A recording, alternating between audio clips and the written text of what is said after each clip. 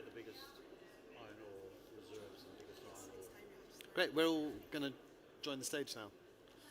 Okay. I can do the opening remarks if everyone's sat down, if everyone's happy.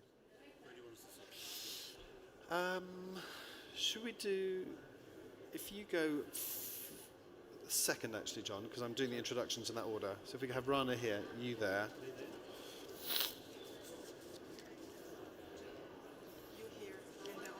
Yeah, yep. And then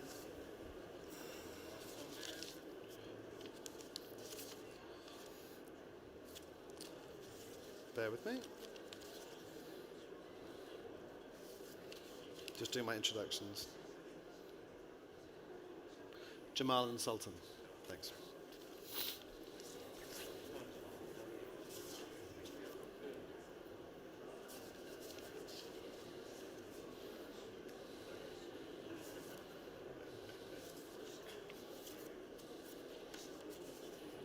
Do you want to come up? Yeah. Rana, do you want to come here?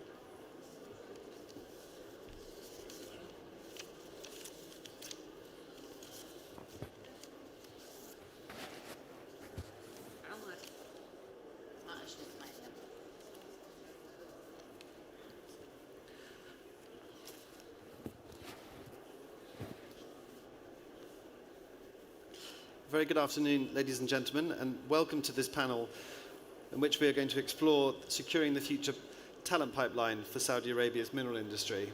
I'm delighted to be joined by four panelists from the industry, who I'll introduce in a second. My name is Josh Simpson. I'm the Chief Executive of Tavistock, a strategic communications group based in London. I think this audience will only be too familiar with the skills crisis facing the minerals industry, which only is increasingly worsening by more retirements and other talent seeking different industries which are perhaps more attractive than the mining industry.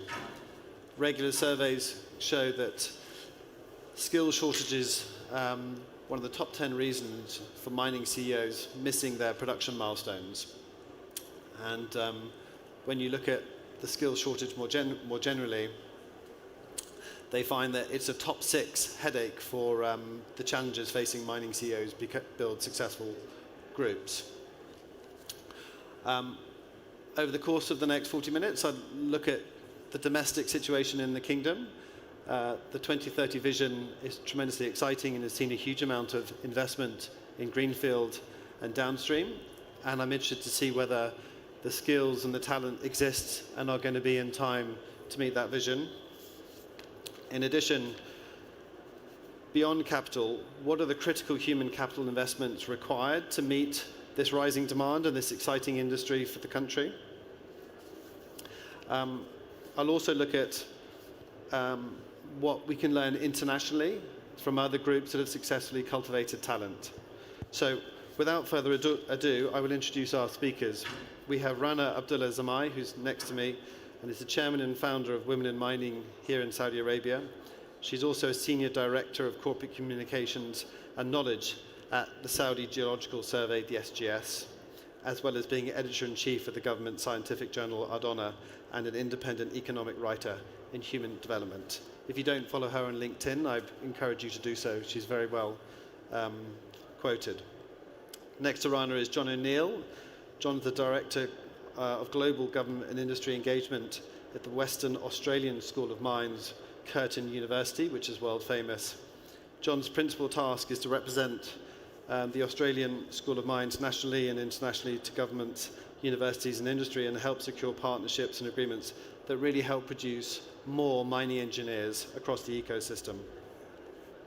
We then have Jamal Al-Oberid, who's the Executive Director of Academy and Talent Development at the Saudi Geological Survey.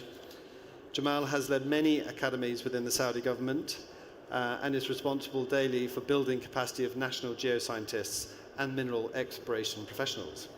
And last but by no means least is Sultan Al-Sunaya, who is the Director General for International Cooperation, Technical and Vocational Training Corporation, known as the TVTC here in the Kingdom. Sultan manages the TVTC's international partnerships and serves as the Kingdom's representative at UNESCO Univov to advance global vocational standards. We may have time for questions at the very end, but for my panelists, feel free to interject. And I'm going to start with Rana, if that's all right, because mining has historically been hugely deficient in women in the mining industry, yet the Kingdom has really brought some initiatives which have had some quite staggering results over the last 5 years. I think last year, Marden had almost 40% of all their new employees coming from women in the industry. So, Rana, what's led to this huge pickup in women joining the mining industry, and what are the initiatives that have really brought fruit, and what more needs to be done? Thank you so much for the introduction and to have me in this panel. Actually, I would like, first of all, to thank all the attendees and invite them to attend the session after this session, which is organized by Women in Mining Association, and you will see more about diverse updates happening in mining, leading by international conversation by Women in Mining Central America, Young Professional Mining, Women Mining Saudi Arabia, Canada, and different countries here to share the same platform at FMF. Let me share some of our initiative. We just signed it today at 1 p.m. here at FMF as evidence that we just created as a Women in Mining Association like 5 months ago. And 2 months ago, we just created our board and start our work and planning. Once we finish with the NITAJ accelerating, which is the accelerating that the Ministry of Industrial and Mining Resources provided to us to serve all the association in the industrial sector. We put our plan, we put our priority goals, and one of the main priority goals were the awareness, because nobody know about mining itself. What behind mining name? It's a mine, it's an open pit. They just imagine like a dirty work. So we have to have part and duty to do awareness in mining. Second, women in mining, what the role of women in mining we look for, and what we are meaning by women in mining. Who is women in mining? Third, to start hand by hand, do this change management with the companies. And the evidence is to start with this version of women in, of FMF.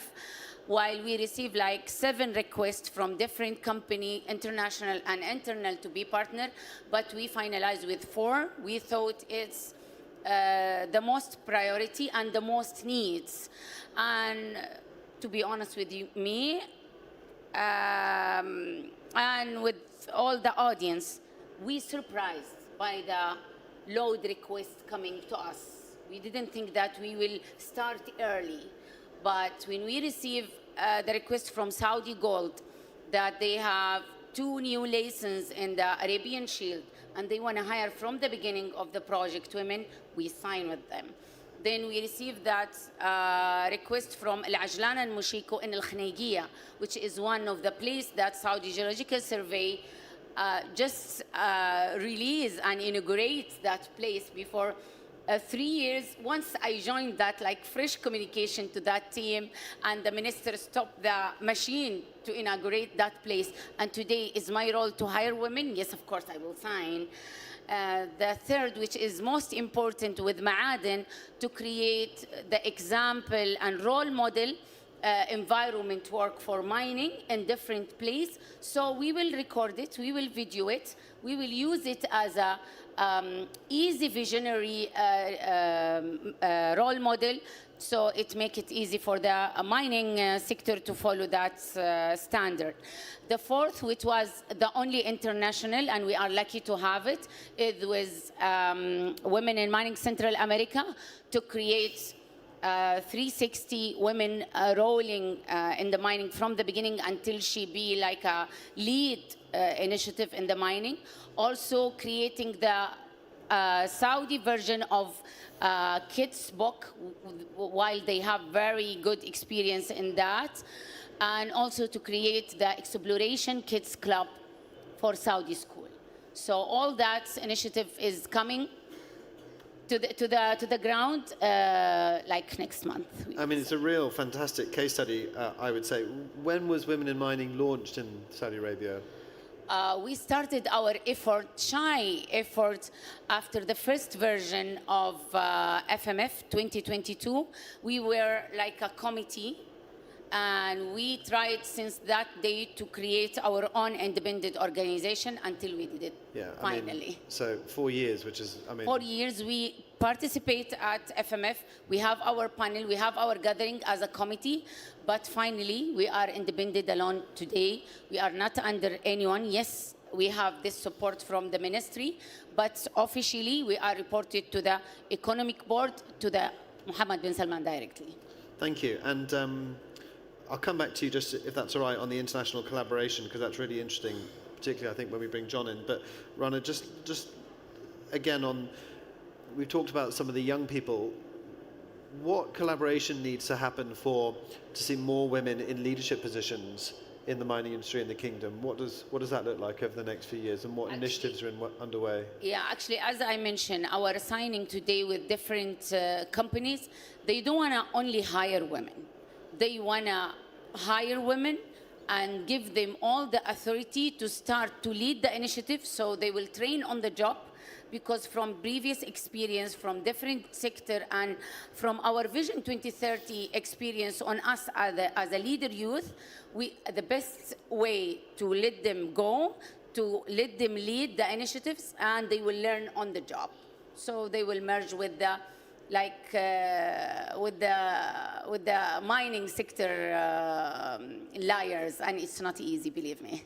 I can certainly believe that. Thank you very much. Jamal, if we can just come over to you and talk about the Saudi Geological Survey. It obviously plays a huge role in mapping and driving exploration and investment. How is the SGS fostering talent? Where are the graduates coming from? Yeah, first of all, thank you very much for having me alongside with this committee and panel.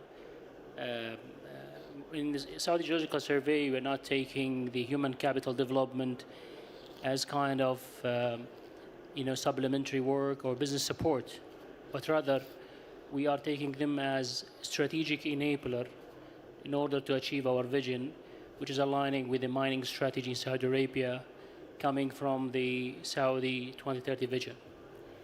So from then, we have redefined our technical career pathways in the Saudi Geological Survey, identified more than 15 national competencies. As you know, that geological survey is always capitalizing on geophysics and geochemistry as data input, and addition to that, the data interpretation becomes vital and strategic in order to foster the value coming from the data collection. So that was the cornerstone in order to drive our competency structure. So we have ended with 15 identified technical competencies in Saudi Arabia now, and has been approved by the board. This is kind of investment to structure the way we are building the talent pipeline. Addition to that, we have applied the concept of project-based learning. So we are not duplicating what universities is doing. We are not replicating what other academia is doing. So what exactly we do is we are leveraging our own power, which is the data that we have. We do have a big data lake and data reserves that can be used to leverage the learning projects concepts. So from there, we enable our talent to put their hands into the work, make them dirt, and to learn by experience. So usually the young talent, they come from the university with high depth theoretical knowledge. And from that perspective, we take them into field work. So we are now working with the academias, universities like King Abdulaziz University, King Fahd University in Saudi Arabia as well, King Saud, as well as Ministry of Education in Safir programs for scholarship to leverage the talent as well as to support the field work. Now, addition to that, we are going to announce day after tomorrow here in FMF An exclusive. two strategic national programs in cooperation with the King Abdulaziz City for Science and Technology, Academy 32. So from there, we are taking the learning and capacity building from the application point of view more than theoretical concepts. This is kind of what the effort we have done in order to achieve and accelerate our strategic objectives. And could you just give us a flavor of what the intake numbers are looking like from the graduates? Are you seeing more interest in terms of graduates coming through and applying? Well, just to answer this question is, it's very strategic to know that the mining strategy, the vision strategy, 2030 vision, has come to put the mining and geosciences into the front seat. So we used to be having slow development initiatives, let's say, but now with the Saudi vision, we have jump to the front seat. So we have to do massive work in order to accelerate. So from my perspective, I would say we are talking about hundreds of people that we need to make them ready, because we have multiple challenges lies in details like, you know, aging of the scientists that you have, the tacit knowledge that we are going to lose by retirement. And there was no young generation leverage that time, so we need to go more and more and doubling the size and improving the capacity higher and higher. So this is kind of a huge investment, big capital we need to put down now, from now to 2030. But I'm sure 100% that this goal is attainable, and we can achieve it now with these initiatives, and also with the support of Ministry of Industry and Mineral Resources. Thank you, and I'll come back to kind of what does success look like for some of the closing remarks. But Sultan, if we can just come to you on the TVTC, particularly on the vocational training, how are you aligning training courses to meet the evolving tech-focused nature of the mining industry? Thank you so much. It's a great question. Thank you for having me, and thank you for joining me and with such a distinguished guest today. We are working directly with the labor market itself. We have many strategic partnership institutes that we have started this model in 2012. We are, as a government entity, has been since was TVTC inception at 1980, like 46 years ago now. But we have started a new model, kind of demand-driven model, depending on the labor market sector. One of them is on mining. We have strategic partnership institutes directly in the mining sector, which we call it Saudi Mining Polytechnic, in a collaboration with Ma'aden in RR. We have more than 325 trainees engaged in this kind of sector, in such a great sector. Also, we have 25% of our trainees are from women, which we are trying to empower women in our TVT program. Since we started this collaboration, we are trying to develop our curricula. One of the most probably subjects that we are getting noticed that in the last few years about curricula, we are trying to align our curricula with the private sector itself, with the skills that is been changing in the private sector. As you know, in the private sector, when we are talking about the vocational education, is not enough to develop or improve your curricula every 5 years like in universities nowadays. However, in our vocational education, we need to be aligned to improve our vocational education skills as a demand skills every 6 months or every 1 year. This is one of the things that we are trying to align as fast as we can to be agile with the new technology emerge. And thank you. Just you mentioned 325 students in collaboration with Martin. Is that really how you bridge the gap between desktop academia and hands-on in the field experience. Is that how you're trying to bring that? Yeah. As you know, we are using many techniques to bridge the gap between the skills and what we are delivering. One of them by Strategic Partnership Institutes, and one of them to have the private sector in our council. As you know, nowadays in TVTC, we have 40% of our council members are from the private sectors. We are trying to engage the private sector in our curricula, in our council, and in every single step that we are trying to target, we are having the private sector close to us as much as we can. The lesson learned that we have learned from other countries, as much as you are close to the private sector, you will be well skilled, and you will have people well skilled, and you will have people more talent is attracting by the private sector.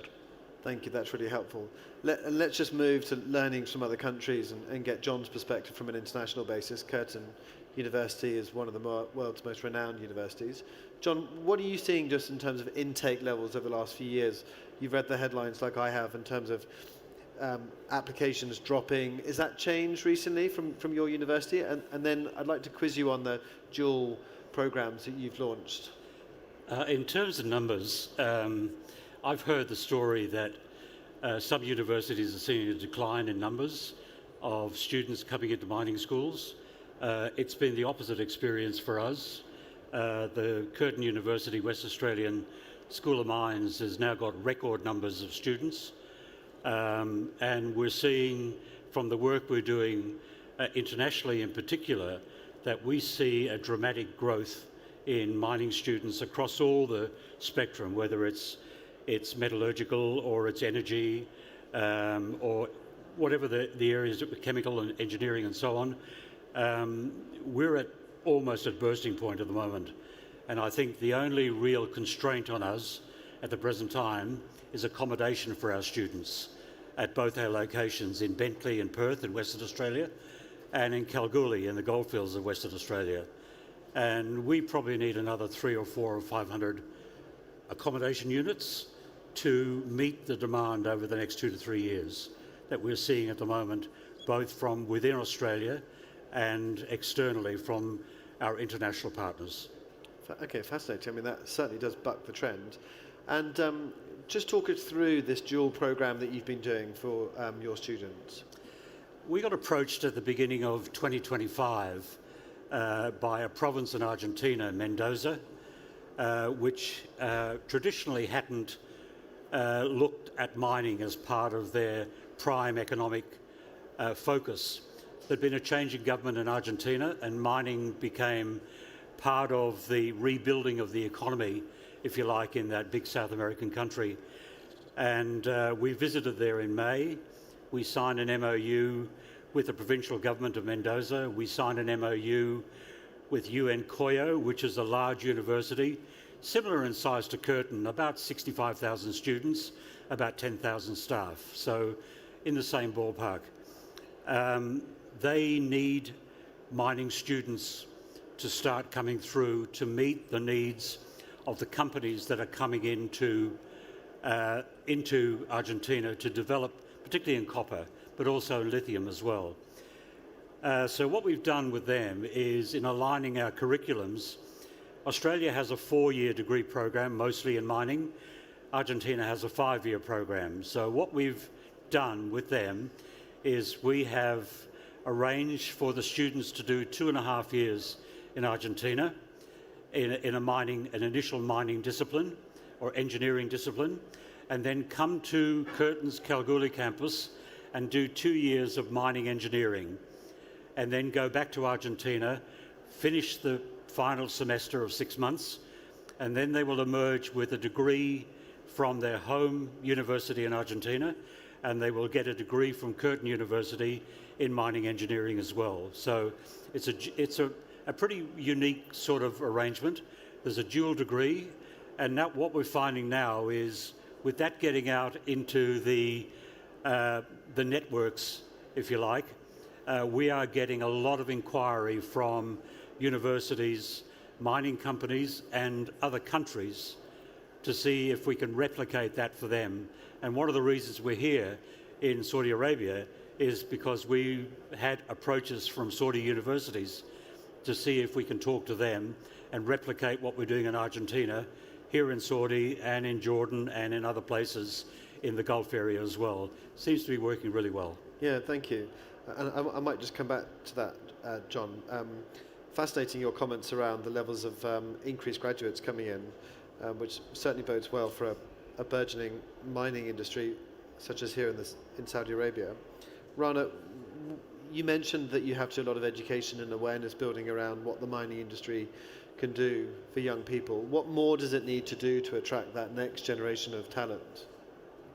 Actually, this is a very good question, and let's talk also about evidence, because I don't like to be ethereal person. Let's talk about what's happening today as a mining competition, leading by our ministries across 30 countries, and Saudi Geological Survey, ours at mining, women in mining. We are all beside Ma'adin, beside all the stakeholders. We are here just to do this full experience innovation hub. And I would like to thank our colleague Ghadir from the Saudi Geological Academy while she created and designed that workshop that we provided by Saudi Geological. And I will let Jamal later give more details. I don't have that details. But let me talk about Women in Mining Association in this regard. We are a sponsor of the knowledge and sustainability. If you ask me how you will sustain that, okay, let me say that tomorrow the minister will announce the 6 winning group. We don't know who is the winner, but we put as one of our benefit to this competition, international competition, and it's unique and the first in Saudi and in the world, this hackathon kind. If there is any female getting award from this competition, we will give her a title for 1 year as a Women in Mining Ambassador. This will keep her showing more motivating, keep them thriving for more talented and more idea. If you went, John, to that table, to that workshop, see the safety, AI, and sustainability, different approach of creative idea and aerospace. They are there. They are talking about mining and geology in aerospace. This is like not just next generation approach. It's our like glasses to see the future where we are going. It's from their ideas. It's from their experiment. It's from their presentation. We were so impressive that for me, I'm feeling sorry for the judgment. I don't know who should be the winner because they all important. Some of them, they really create solution to save time, cost, and etc., which is so costly in the mining sector. And this is all in their hand by this way, by this hackathon, by these initiatives, and leading by the government. Empowering by the private sector and the NGOs. This is, I think, the right way to go. Keep moving this generation to be more motivating and coming up with the ideas and lead this future. Thank you. Good answer. Jamal, do you just want to comment then on the Innovation Centre and what other initiatives are needed to attract more people into this sector? Well, first of all, I would like to second Rana's comment, appreciating my colleague Ghadir. She is here, the head of the training section at the Academy. Ghadir, she paved the way for the competition over the past 5 months just to make it fact. And I think tomorrow she will be rewarded by the minister himself for this great achievement. Now, if you want to talk about what are the skills and the talent that we need to acquire into Saudi Geological Survey, definitely we need to go a step back to look at the industry at all. I do believe that the mining industry is undergoing a transformation right now, considering that the technology emerging as well as the new way of doing exploration and survey. So from adapting the AI-based and assisted and the driven technologies, as well as towards moving the sustainability and commitment toward the environment. These are the things that putting in our shoulders now. We need to switch to the mining redefinition, let's say. So from there, we are now building internally in the Geological Survey an early career program. We call it ECP. So we know that the junior grads, they will graduated from the university with a good basic foundational knowledge, but we offer them 18 months rotations at different business sectors in SGS in order to enable them having the business acumen. And the other challenge is that having them, a practice. Usually I like to say that the mining and mineral exploration and geosciences in general is like a medicine. You can read and learn from the books, but you need to practice to know more. So the geologists and geoscientists in South Geological Survey and young talent in particular, we offer them a field work, so in order to acquire the tacit knowledge, which we cannot explicit by any means. So this is one of the things that we are building up. Addition to that is to having them, interpreting the data, which is one of the most important challenge that all the geological surveys in the world are facing, which is in data interpretation. So having that and converting that into the context of the economy. So always they are saying context is the king. So when you talk about the economical context, the technical scientist has to talk the same language that minister is speaking in order to leverage our current and latent, potential, let's say. So this is one of the skills that we are working, as well as the technical reporting and application. We have done huge publication and massive publication.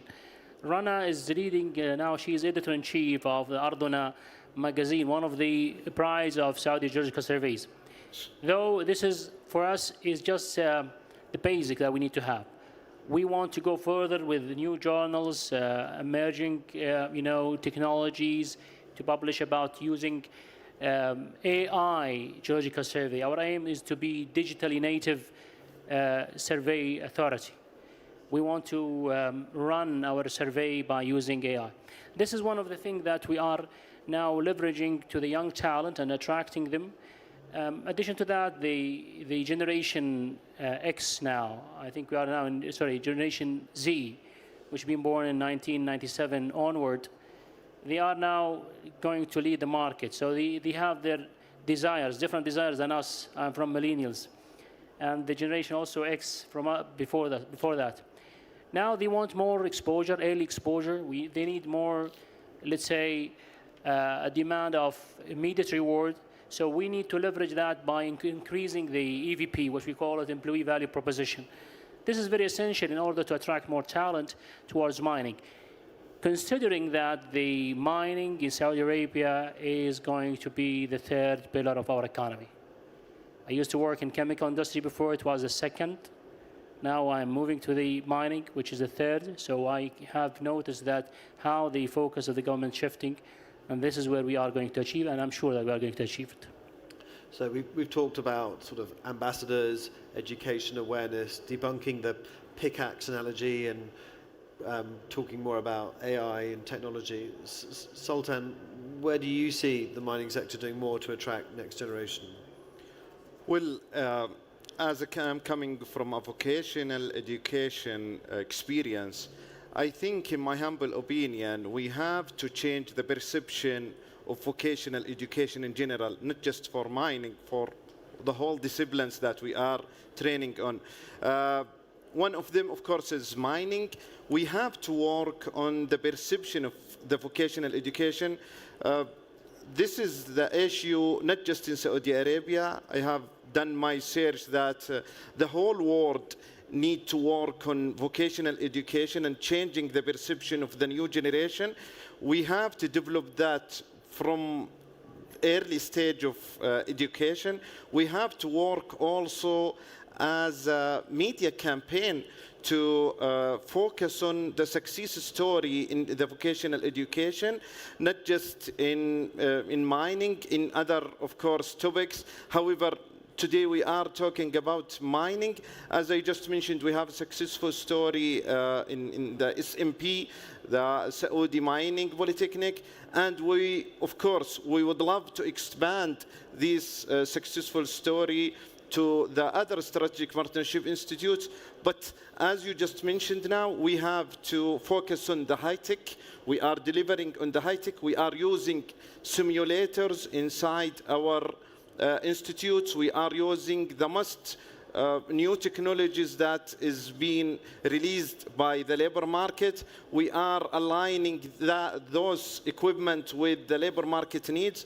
Of course, we have I would end with this point. We have to focus on the long career path. We have to, of course, we have to explore and to focus on most the career path that we are delivering and the highest paid jobs that in this labor market vocations we have to focus on. We have to also work on the media, as I just mentioned. Those are probably the most important points to attract people, to attract a new generation, as Jamal mentioned, to the labor market. Thank you. So closing question, it's a two-pronged question, so forgive me. But if you look at Australia, for example, it exports iron ore, which it's world famous for, but it also exports, very talented, highly trained engineers and geologists. Is that something that we should see as a success for Saudi Arabia in time, or is it to retain the talent? That's the first question. And the second question is, when we reconvene in 5 years' time, what's the one KPI that you would like to see to have happened from your respective industry positions? Rana, would you like to start? I would like to answer the second one, while the first one is regarding geologist training. For the second one, You might need your microphone. It's one KPI. I think we have to focus at women in mining in the first.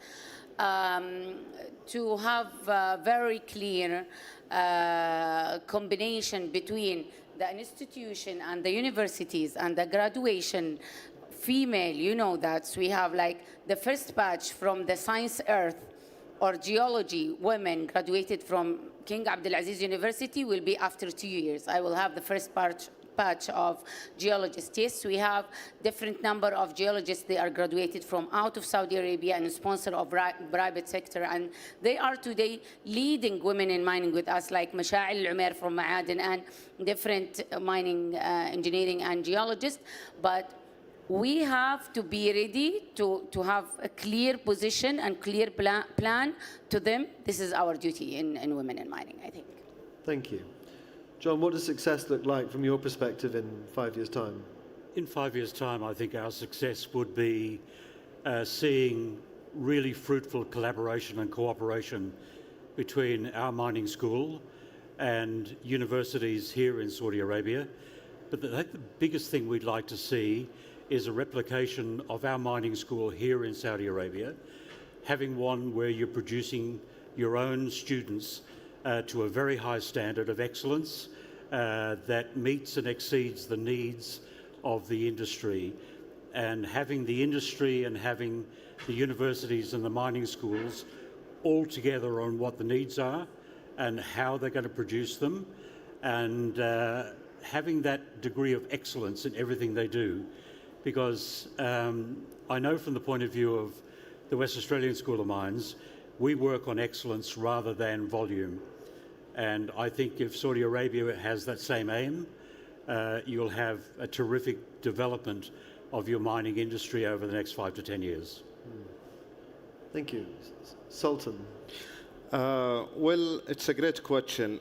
I am seeing it, in my humble opinion, in the next few years, I would love to have more graduates from our great institutions or even from universities in the not just in the mid-level. I'm thinking about even the high level of the job labor market. I am thinking to have Saudization of these vacancies is really recruited by the Saudi people who is well worked and well established in the institutions and well skilled, I think, in my opinion, getting the highest jobs in the mining sector to lead the future of the mining in Saudi Arabia. Yeah, absolutely. Thank you. And Jamal, Well, closing thank you very remarks. much, Joss, for this question. I like this type of questions, which is futuristic ones. And one KPI is not enough to measure how we are going to succeed. But allow me to go with 3. So those who knows me, they know that I like the leading KPIs more than lagging, even though lagging is very important and essential. So instead of being proactive, I like the predictive actions and predictive ones. Now, when we talk about the talent development in mining sector in Saudi Arabia, it has to be synchronized to our GDP. If it is not paying back into our GDP, means that we are losing the North Star. So it's very essential now to make the capable people ready for, now I'm not talking about labor market only or unemployment rate. This is something else to do maybe with TVCC, my colleague Sultan, he talked about. But I talk about the readiness labor for our foreigner investments that's coming to Saudi Arabia. When they come, they want to have a ready labor in the market in order to assure the sustainability of the business. This is one thing. The second thing is that to have the percentage of nationalization at these projects. Now we are, as the Vice Minister announced a couple of weeks ago, about the new investments coming to Saudi Arabia, it has to have a percentage of nationalization. This is another KPI for me that will assure the sustainability of the sector. The third one, which is for sure, I would, if I ask you 5 years back about do you think that a Saudi scientist or researcher will win the Nobel Prize, everybody maybe will doubt that. But now we are living it a fact. We have Omar Yagi, he won Nobel Prize, Saudi national, two months ago, and it's our pride, in fact. And the third KPI, which I think it should be associated with the research of development. So we have to have an innovation recognized, not necessarily to be Nobel winner, but at least Nobel nominees. I mean, some very credible and aspirational KPIs, which I think are fantastic to hear. Thank you very much. It's been a fascinating panel. I'm hugely grateful for your time and your insights. It sounds like the Kingdom has invested significant amounts in its human capital and is in very good health, and I look forward to sitting down in 5 years' time and reporting back on your respective KPIs. Ladies and gentlemen, thank you very much to our expert panelists, and Rana, John, Sultan and Jamal. Thank you very much. Remind me to send to you a copy of Arduna. Our communication Yes. team will deliver to you. Thank you, Rana.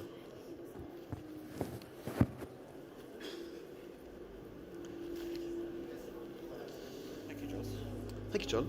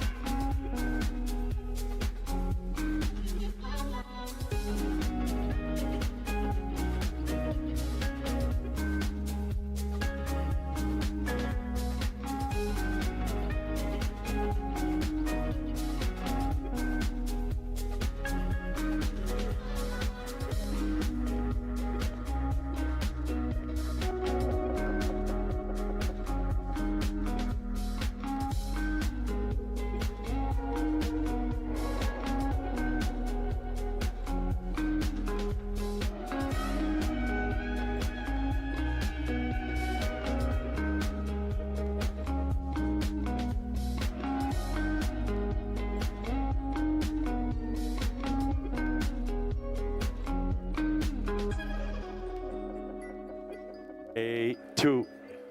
Ladies and gentlemen, please, the next session will begin. Please take a seat. And the person who don't want to assist at this session, please, you can leave the audience. Thank you very much. 2 minutes before starting, and we will need to have a free corridor. We will add 2 seats. Thank you very much. Let's go, which one is it? Which one is it in case? Which one? Is perfect. Thank you. Allez, OK, Jo.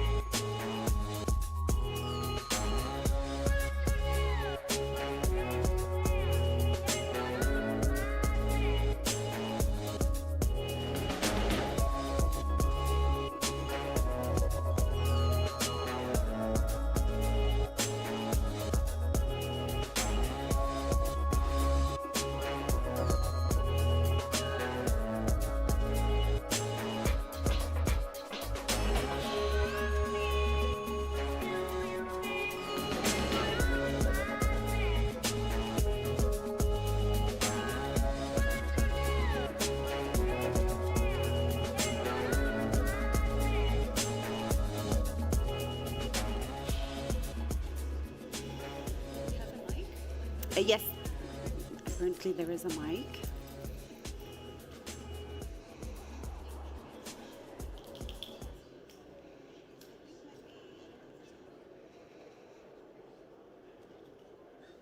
Shall we?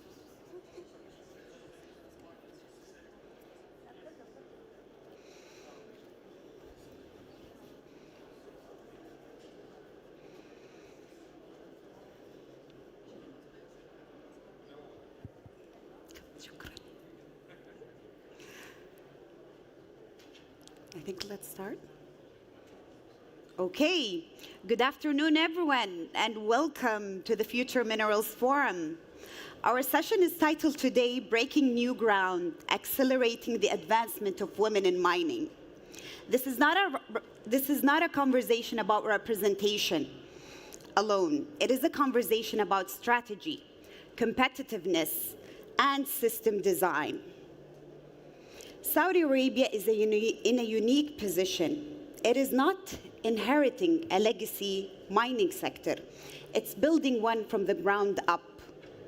That gives the kingdom a rare opportunity to design leadership pipelines, governance, and talent systems differently from the start. Advancing women in mining is therefore not a social objective. It is an economic and strategic imperative, directly linked to productivity, resilience, and long-term sector growth. Today, we'll explore this through 5 lenses: youth and pipeline, capital and ownership, authority and decision-making, national and economic strategy, and practical acceleration levers. If you could allow me, I would like to start by introducing my panelist who covers the areas and the pipeline we just spoke about. We'll start with Stephanie Saliba. She leads the Young Mining Professionals Riyadh and works closely with early career talent, shaping how the next generation experience mining in Saudi Arabia.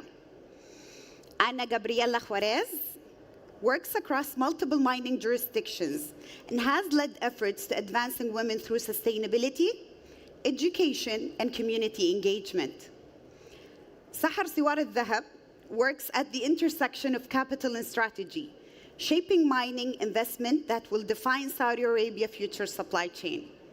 Belinda, we got it a bit mixed in the seating, so Belinda's the blonde one. Brings a global perspective from capital market and board leadership in critical minerals across multiple jurisdictions. Affat Badib. Affat oversees governance and board affairs at Ma'aden, playing a central role in shaping institutional decision-making in Saudi Arabia mining sector. She's a founding member of the Women in Mining and also a board member. Farah Ismail serves as a Deputy Minister for Sectorial and Regional Development Affairs at the Ministry of Economy and Planning, bringing a national economic perspective on Vision 2030 and sector development. Thank you all for being here, and we look forward to a fruitful discussion. Starting with Stephanie and the new generation. Stephanie, you work closely with young professionals entering mining in Saudi Arabia. Where do you see women dropping out or opting out early? And what accelerates their confidence to stay and lead? First of all, thank you very much for having me on this great panel with these amazing ladies. The first thing that I want to mention is that we're seeing actually more and more women enter the mining workforce in KSA. Both KFUPM in Tehran, King Abdullah Aziz University in Jeddah, and SMP in Arar are both welcoming female students into their mining program, which are, by the way, performing very well, which is great.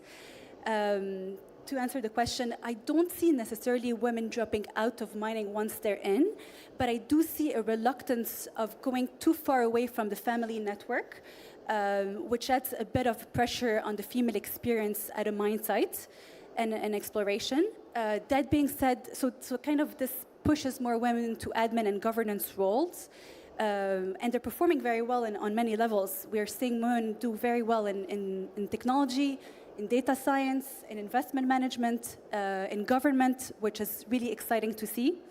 And I was just discussing before coming into the panel, I was talking with Samar Al-Ghanim, who is one of the first geologists in Ma'aden in the country.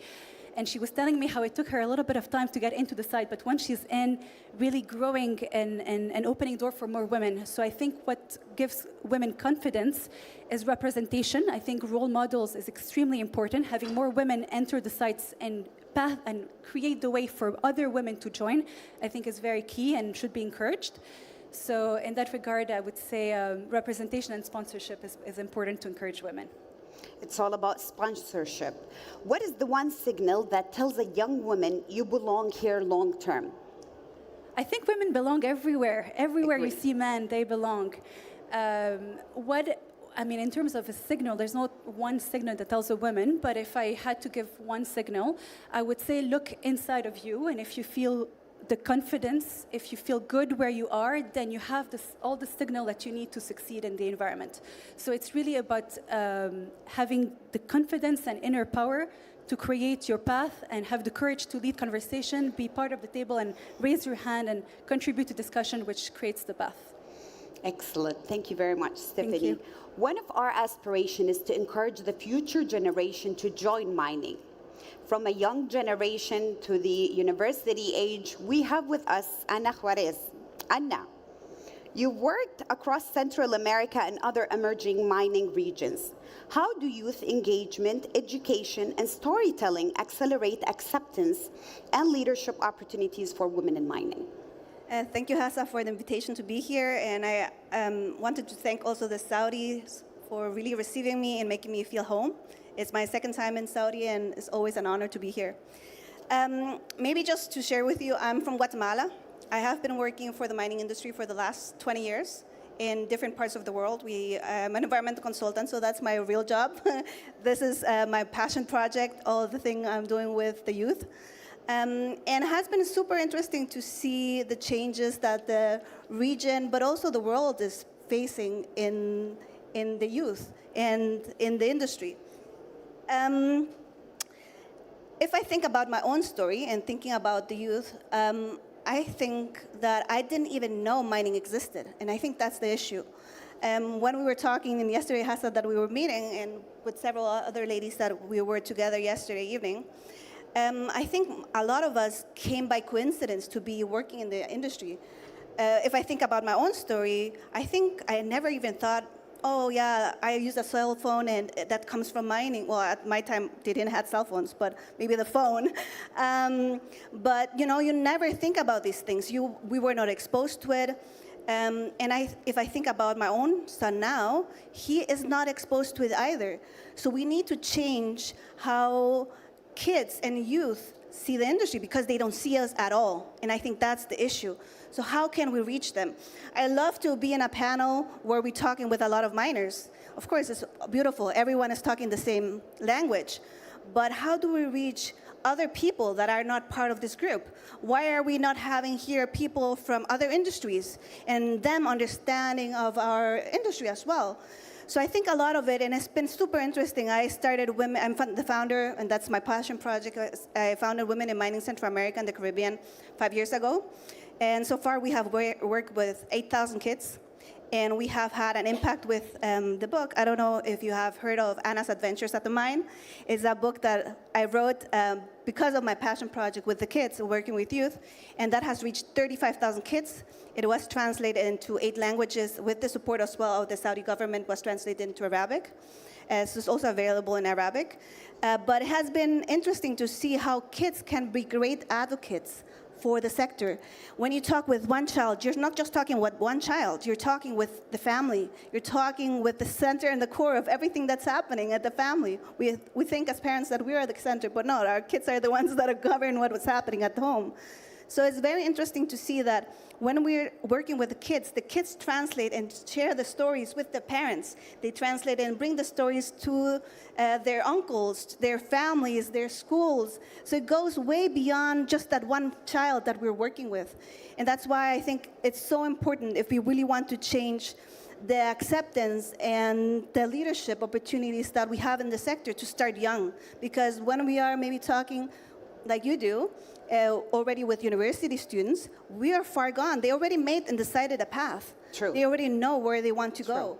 But in the youth, we still have options to accept and create change. I have another, because of the work that I'm doing as well, my son has been part of it, and he created his own channel called Trailheads and Titans. He's 14 now. And he has been interviewing great leaders from our industry, from Marco Tifani to Dominic Barton to amazing leaders, and sharing with youth his age about what are the careers of the future, what is it needed for growing in our industry. And I think all these tools are just ways of extending a hand with other groups that we don't always talk to. True. And sharing about the industry. That is a very good insight into basically grooming the future generation of mining, starting from a very young age, which is what our CEO believes in. And this is something that we're working on this year.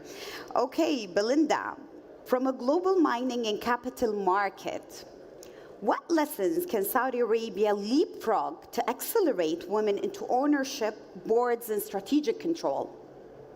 Thank you. It's an honor to be here in the Kingdom of Saudi Arabia. It's my first time, hopefully not my last. So thank you for inviting me. A pleasure to be here. My background is in capital markets, investing, and currently I'm the chair of the board of a graphite developer in Quebec, Canada. So I'm going to share with you some lived experience as well as a bit of a cultural frame of reference from Canada and perhaps North America in terms of what has worked and the evolution. I've been doing this for 15 years. I have seen a change in the number of women that sit beside me in meetings. And I think that's just really the good benchmark, is when you're looking around and decisions are being made, who's there at the table. So just some macro stats to start. In Canada, we have about less than 20% of the workforce in mining consists of women. That stays more or less the same as you move from a junior position to an executive role like myself. So that means in a room of 10 people, 2 will be women on average. My board was for a time all women, all management. We've now added 2 gentlemen because we don't take a gender lens. I didn't want to take a gender lens into the decision making. But what is interesting and what I'd like to address is that as a woman, my network will be different than a gentleman. And so naturally, you create a wider lens when you're looking at talent and when you're looking at the area of operations. And so just increasing your lens to people that are outside of your network makes a big difference. The second thing to address is what happened in Canada. Did we have quotas for adding women on boards? We have different securities commissions by province. They could not agree on whether we should put quotas on the number of women on boards to increase the number of women. So what they did, and I sat in the meeting room where it was decided that they simply did not have consensus between the provinces. And it was decided that there would be no quotas. There would be a comply or explain disclosure approach so that a company needed to talk about what their diversity policy was and identify how many women were in management positions and on the board. And what I'd like to point out there, whether you're for or against quotas, what my lived experience is that targets work. People like to be motivated. They generally don't like to be told what to do, especially when it's coming from outside of themselves. So they like to be motivated. And in creating targets, in creating a framework for the discussion to happen in all these different boardrooms, women joined the boardroom. And I took it upon myself, and this will be the third point I will make, because I can go on and on about this. When I left that meeting, I said, well, that's fine. There's not going to be a quota or a target, but I can do the work. And from that time on, and we're talking now about 9 years ago, I helped bring women on boards. I added probably 6 or 7 women to boards, either my own or other positions. And I made the choice to support women in that way personally. And so the last point I want to make, because I think it can be relevant in certain situations here, all the women in the room here, I know you're all problem solvers and you're talented and skilled because you're attending this conference. You're in this room. So what experience you bring to the table, it doesn't always have to be shouted out. You don't always have to make a point. Simply being in the room.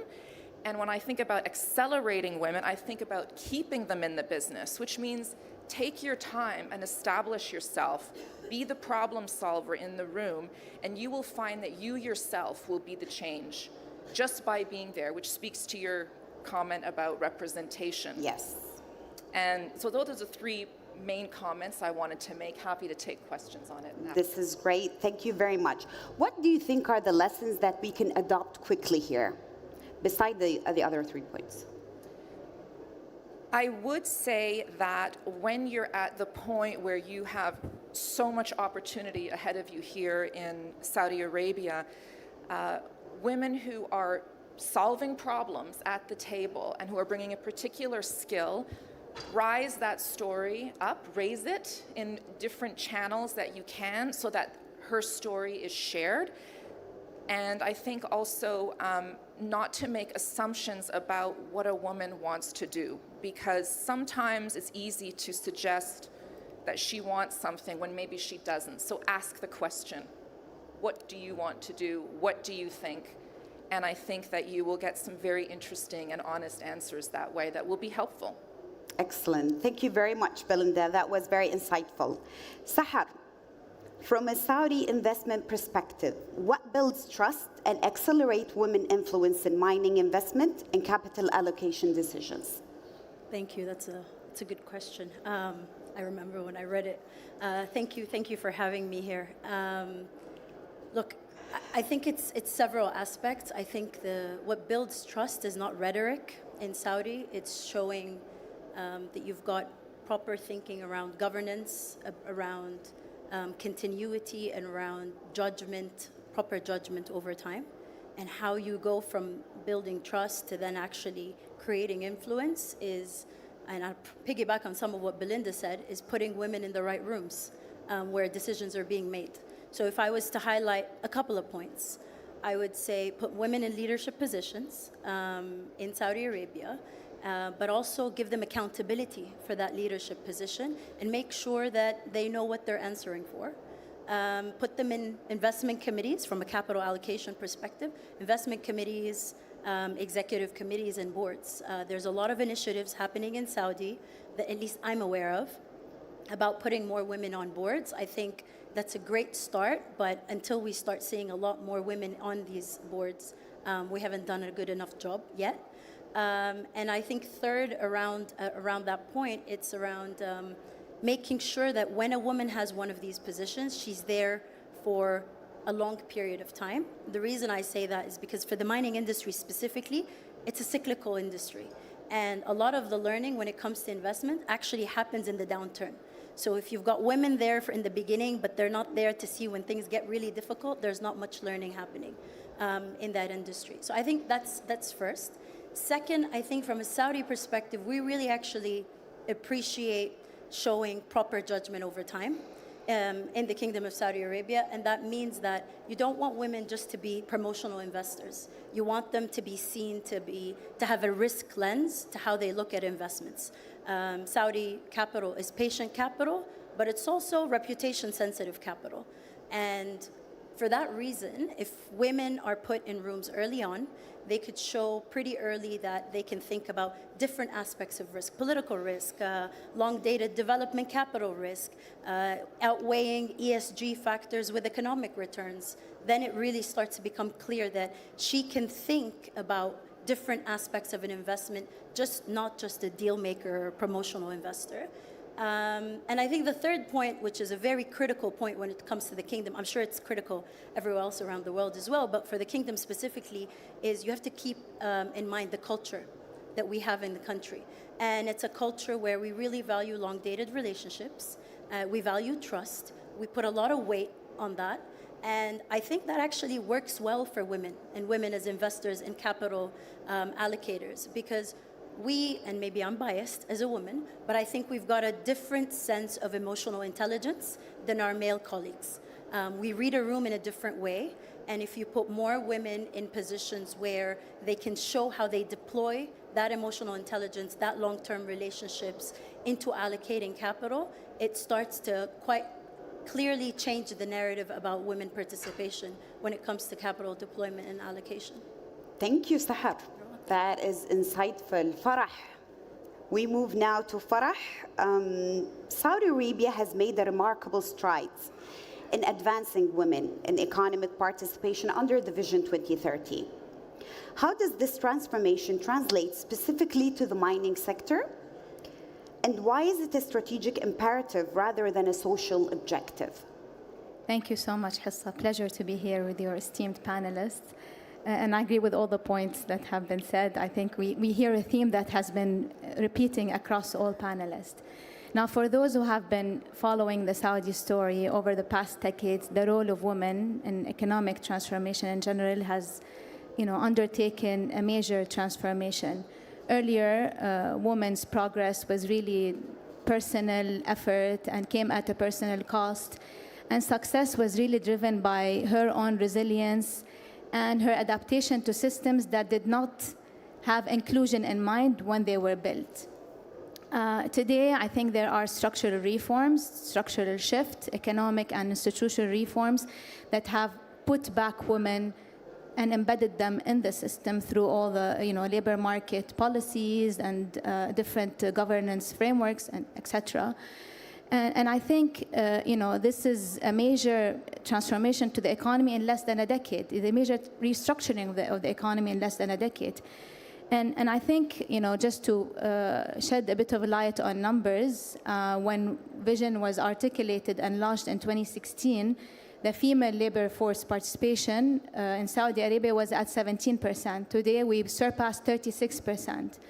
And these are not just statistics, employment statistics. We're talking about adding more than 1.2 million women to the workforce in geology, and scientists, engineers, financial analysts, etc. And this has really shown how institutional capabilities have outperformed themselves, and how this transformation proved that women empowerment is not a social objective only, it's really economic necessity today. Sure. Now, if I think about it from a mining perspective, I think this transformation is existential, super important for a mining perspective.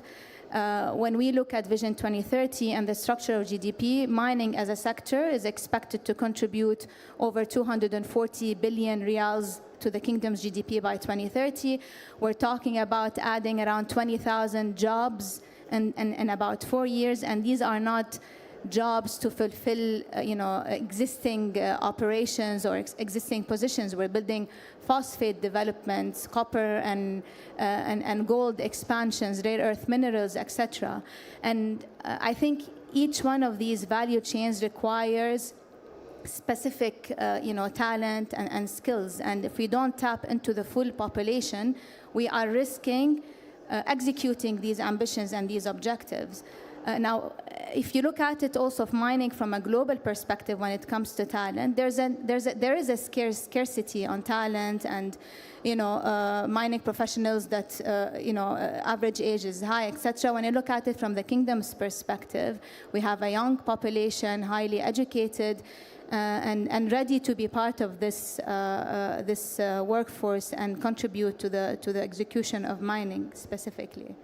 Thank you very much, Farah. I am aligned 100% with what you said, and our leadership in Ma'aden actually believes in the opportunities of tapping into the potentials of the other half of the population.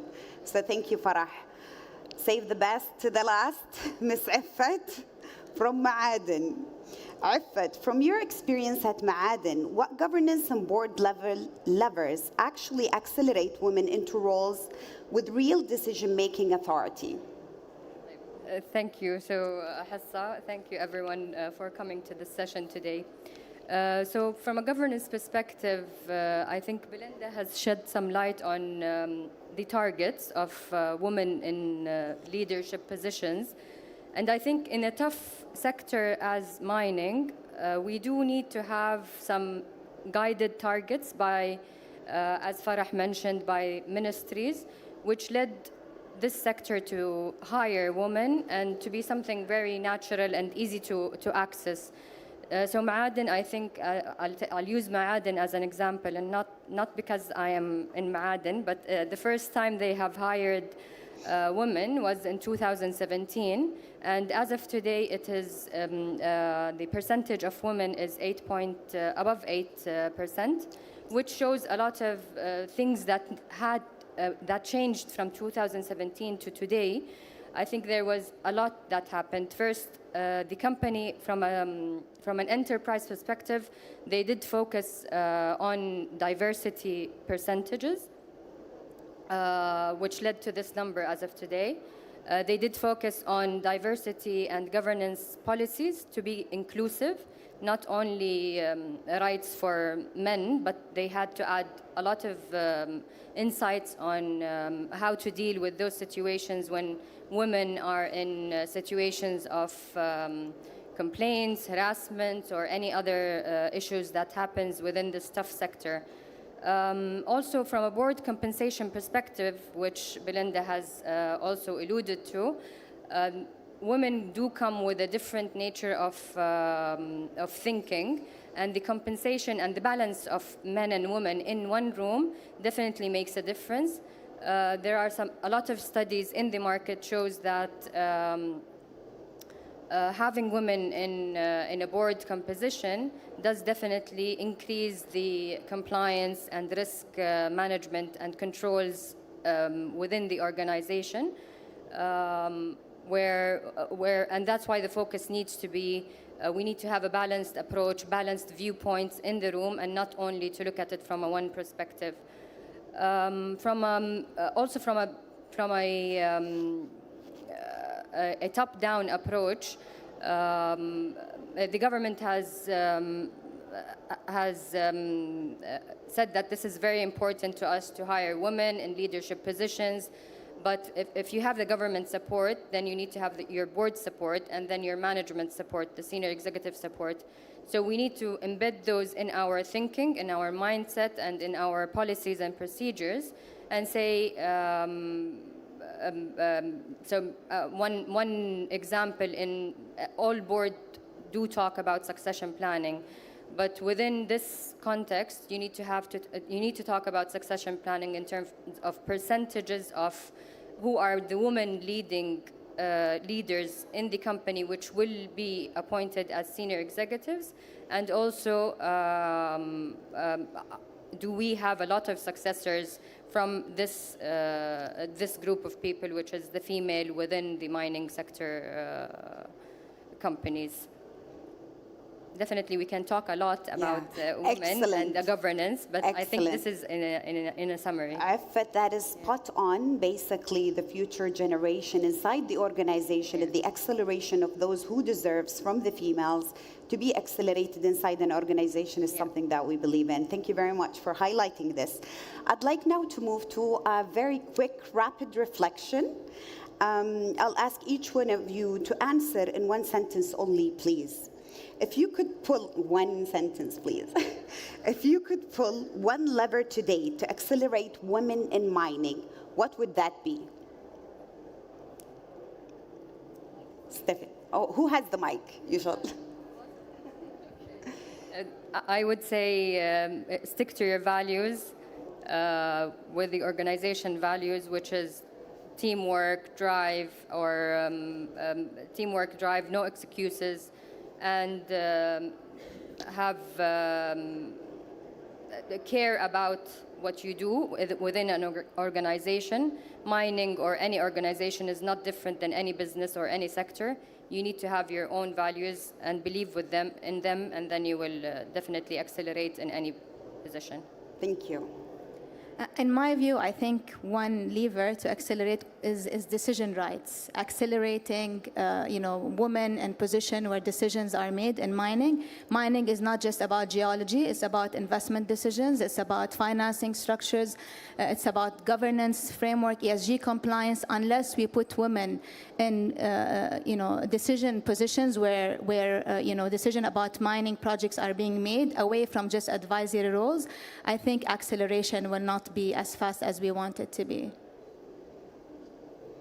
I think my one lever would be first to say amen to what Farah said, but also to say, honestly, just give, from a capital allocation perspective, given that's the theme that I was kind of invited here to address, it's give them direct access to that capital and give them the opportunity to deploy that capital.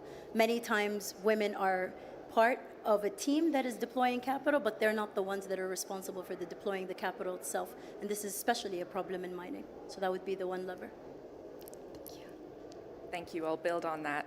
My sentence would be, in every room where a decision is being made or a project is being launched or a plan is being formed, look beside you. Do you have a woman beside you making those decisions with you? And in particular, if they are investment decisions, to make sure that a woman is beside you. That was one sentence with some commas. Well, thank you very much. I would think definitely in a phrase that I hear often is, you can't dream about a future you don't know that exists. And definitely the word would be early exposure. 100%, I think that if we want more women in the industry, we need to expose them to what we do. Agree.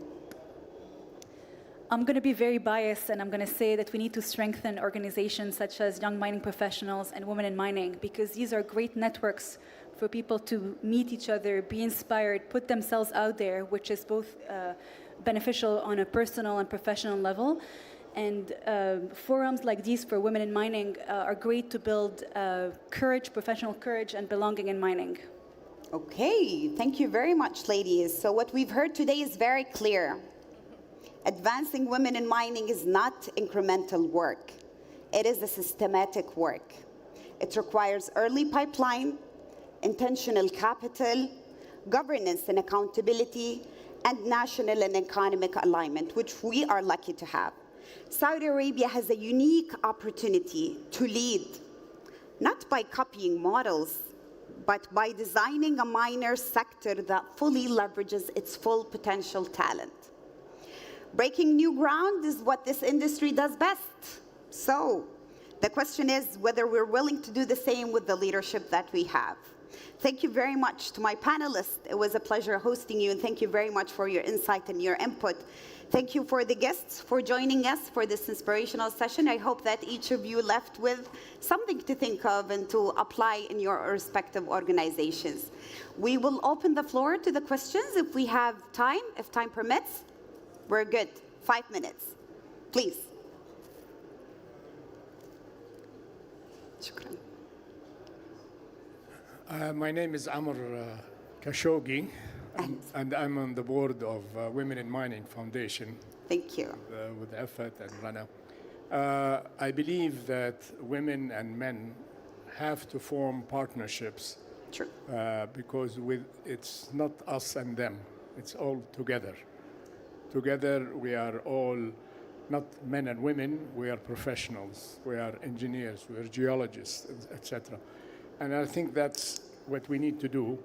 I think we need to highlight the success stories of women that in Ma'aden and in other places that they have shown, so people can change the perspective of what mining is about. When people find out I'm on the board of Women in Mining Foundation, say, what do women have to do with mining? You know, you expect our daughters to go down a mine?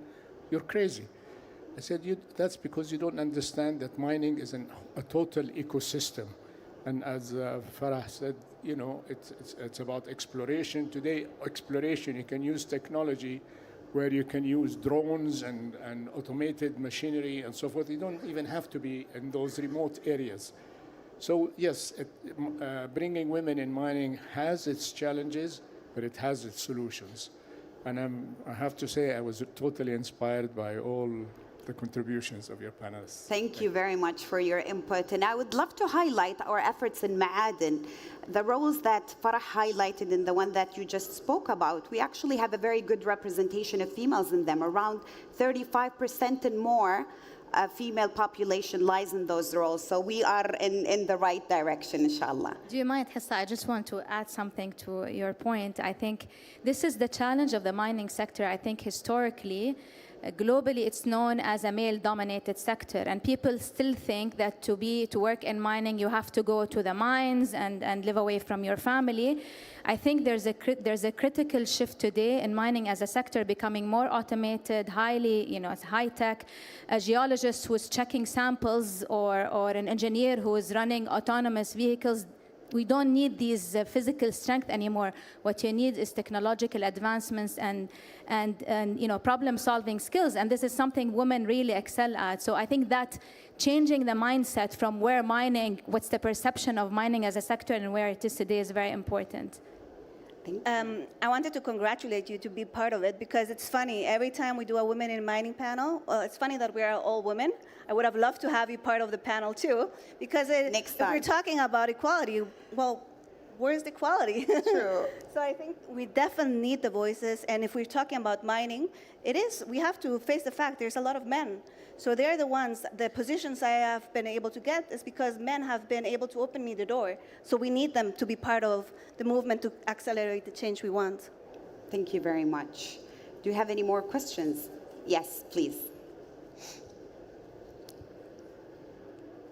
Thanks for such a great discussion. I'm heading this is Shiba Mashruwala. I'm heading the R&D of Hindustan Zinc Limited.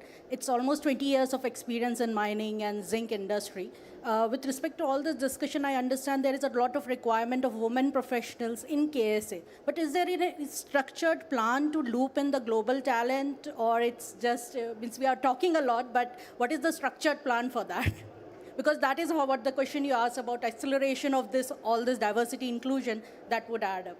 Okay, so yes, we do have a very structured plan to advance career progression for women and onboarding of females into the mining industry, in all of the mining industries, and also in the Ministry of Minerals. So there is it's a strategic imperative, and there is full structured plan into advancing women there. Thank you. Can I just add one interesting fact about North America, which I think is supporting why this is so important as a strategic point for Saudi Arabia. In North America, 50% of the mining workforce is retiring in the next 5 to 6 years. all the people that I have worked with, the gentlemen like you have mentioned, they're probably the same age. They're probably in their 60s now. So we not only do we have a talent issue, we need women because we simply are losing so many people in one wave. Thank you very much for your input, everyone. It was lovely having one more question. It's an interesting topic. Thank you. My name is Rumiana, Women in Mining Montreal. Very beautiful words we're talking about how everything is progressive, but I was once at a board meeting in Sudan, and at some point I was arguing what to put on in the protocol and so on, and the guy got mad at me at some point because I was right and he ran out of arguments. So what he said, he just got up and said, why don't you just go cook something instead of arguing here? And my team started laughing and said, oh, she's better at doing this than cooking. But this is the actual problems we face when we are at work, when we are in a board meeting or something like this. We women, that's the biases that men actually demonstrate all the time. So have you had situations like this? Maybe it's an anecdote now for me, but I was furious at the time, remember. And please share your experience there. How does it work for real? Thank you.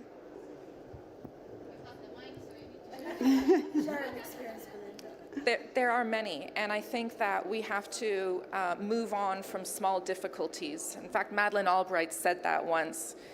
To go to the best version of yourself, you have to just move on. You have to brush yourself off. You've got to be in the arena, and you're sometimes going to get hit or get dirty. I mean hit in terms of metaphorically speaking. But for example, I was in a meeting once, and my partner, who was a gentleman, was sitting next to me, but the person who was talking to me that I was having the meeting with wouldn't look at me and sat facing him. Now, this may happen in other situations where you're in a meeting and you start talking, but people start talking over you. Be patient with yourself. Keep moving forward. Talk louder. Stop talking. Do what you need to do. Be the professional that you are, and move on. Thank you, Belinda. That is an excellent closing point. It is a very interesting topic, and I know we might have more questions, but unfortunately, we need to wrap up. Thank you very much for your presence. Thank you.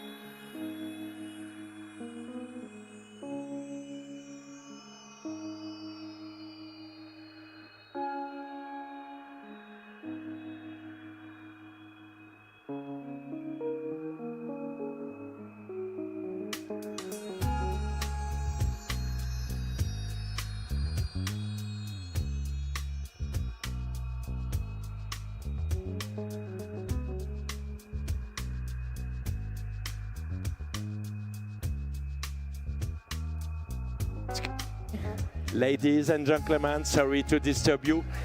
Ladies and gentlemen, excuse me. Excuse me, ladies and gentlemen, we just need to set a new session. We can speak inside the global arena. We need to make a new setup. Thank you for your comprehension. Can you leave out your bag? Okay, sorry. It's not so far. Maybe here, the black one. Thank you, please, to leave us free the place to reset the session. Thank you, everyone.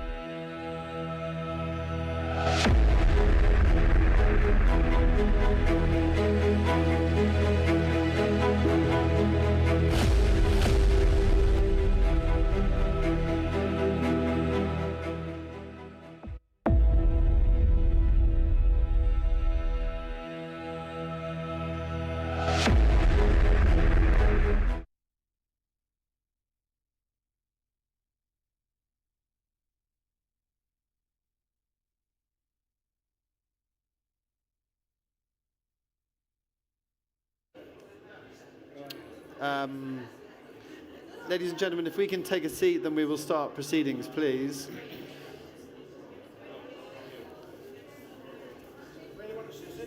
If you go far right, Mark, that'd be lovely. Thank you.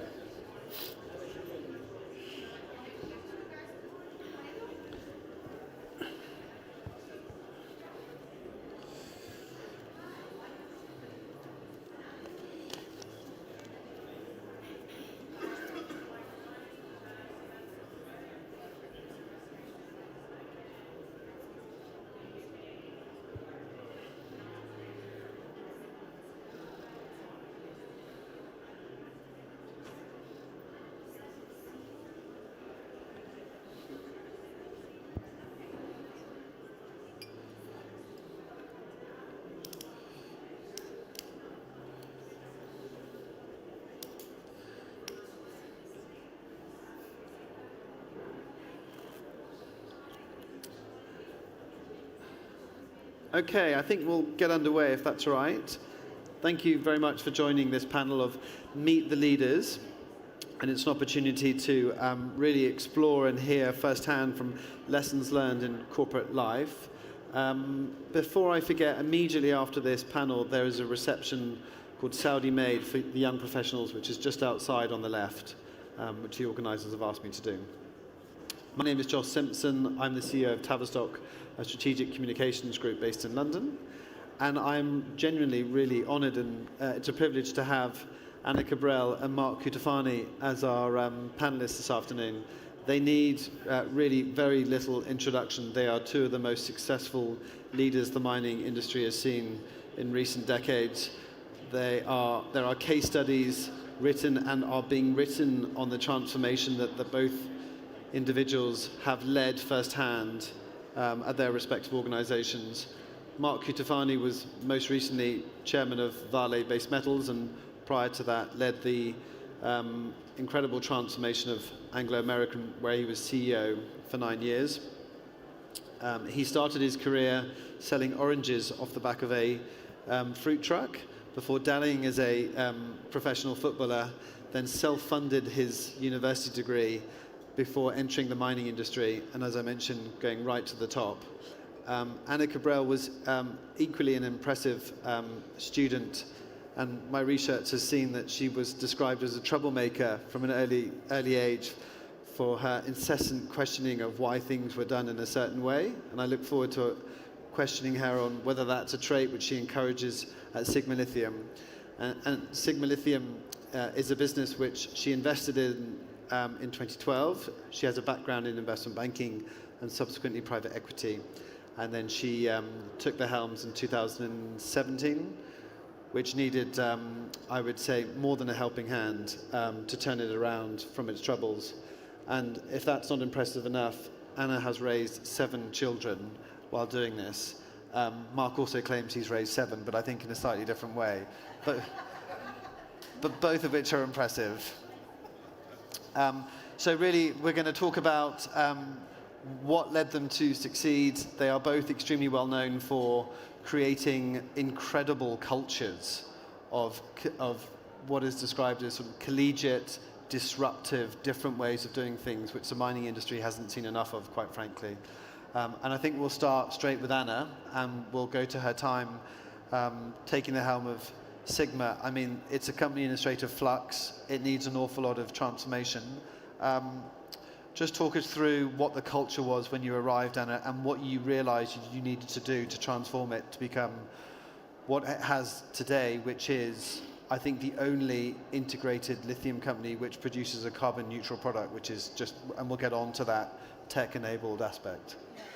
The challenge was cultural, and you're spot on correct. And I was just discussing this with Mark. One of the things that really that stayed with me was listening to Mark speaking at Adam Matthews Church of England investor gathering right after one of the tailing dams collapsed.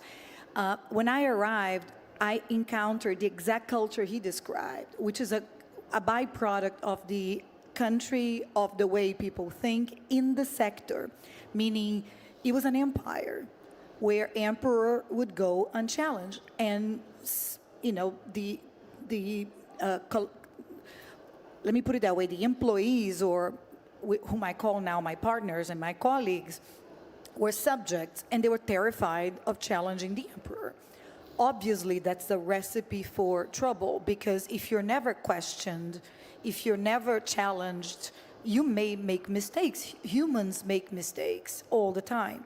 And in a culture and in an industry in transformation, it's a huge danger to shareholder value, because you want to be challenged all the time. So promoting that cultural shakeup was our mission, because our history as private equity investors when we got there was from tech. We had been successful investing in Silicon Valley. We had a company, Mountain View, and it was the exact opposite. So for me, it couldn't be more startling, the contrast between what I encountered in a back then it was an industrial, in a mining venture in Brazil, versus the tech startups in Silicon Valley, where I was a lot more comfortable because of my background as a computer scientist. So it was that shakeup that really drove everything that the company has become. And when leaders talk about culture, a lot of people roll their eyes, but experiencing this as a leader, I couldn't say emphatically enough, culture is everything. And Mark, you were given a managerial role very early on in your career. I think you were, what, 25, 26, down a coal mine in Australia. How old were the people that were under you in that team?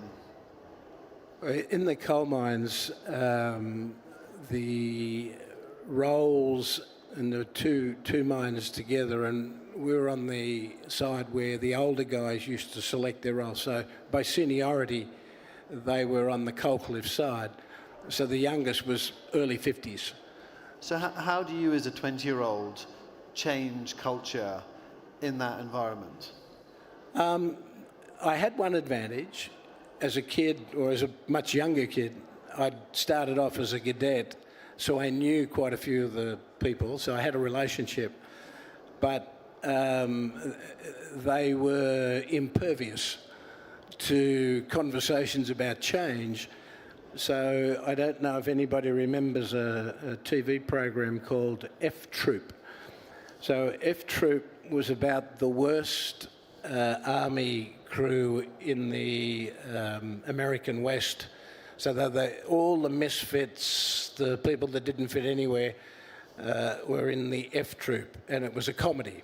But it was about the worst cavalry unit in the US Army. And I said, you know that our nickname, guys, is F Troop. And they were insulted. We're the most experienced and this and that. And I said, well, you look at our productivity and performance, nobody thinks that we can do anything. And by the way, I'm here to close the operation, because they said within 12 months nothing's going to change. And I'm here just to babysit. So that was an interesting session. That took about an hour and a half before they started the shift. And for the next month or two, we were talking about, well, how are we going to show them?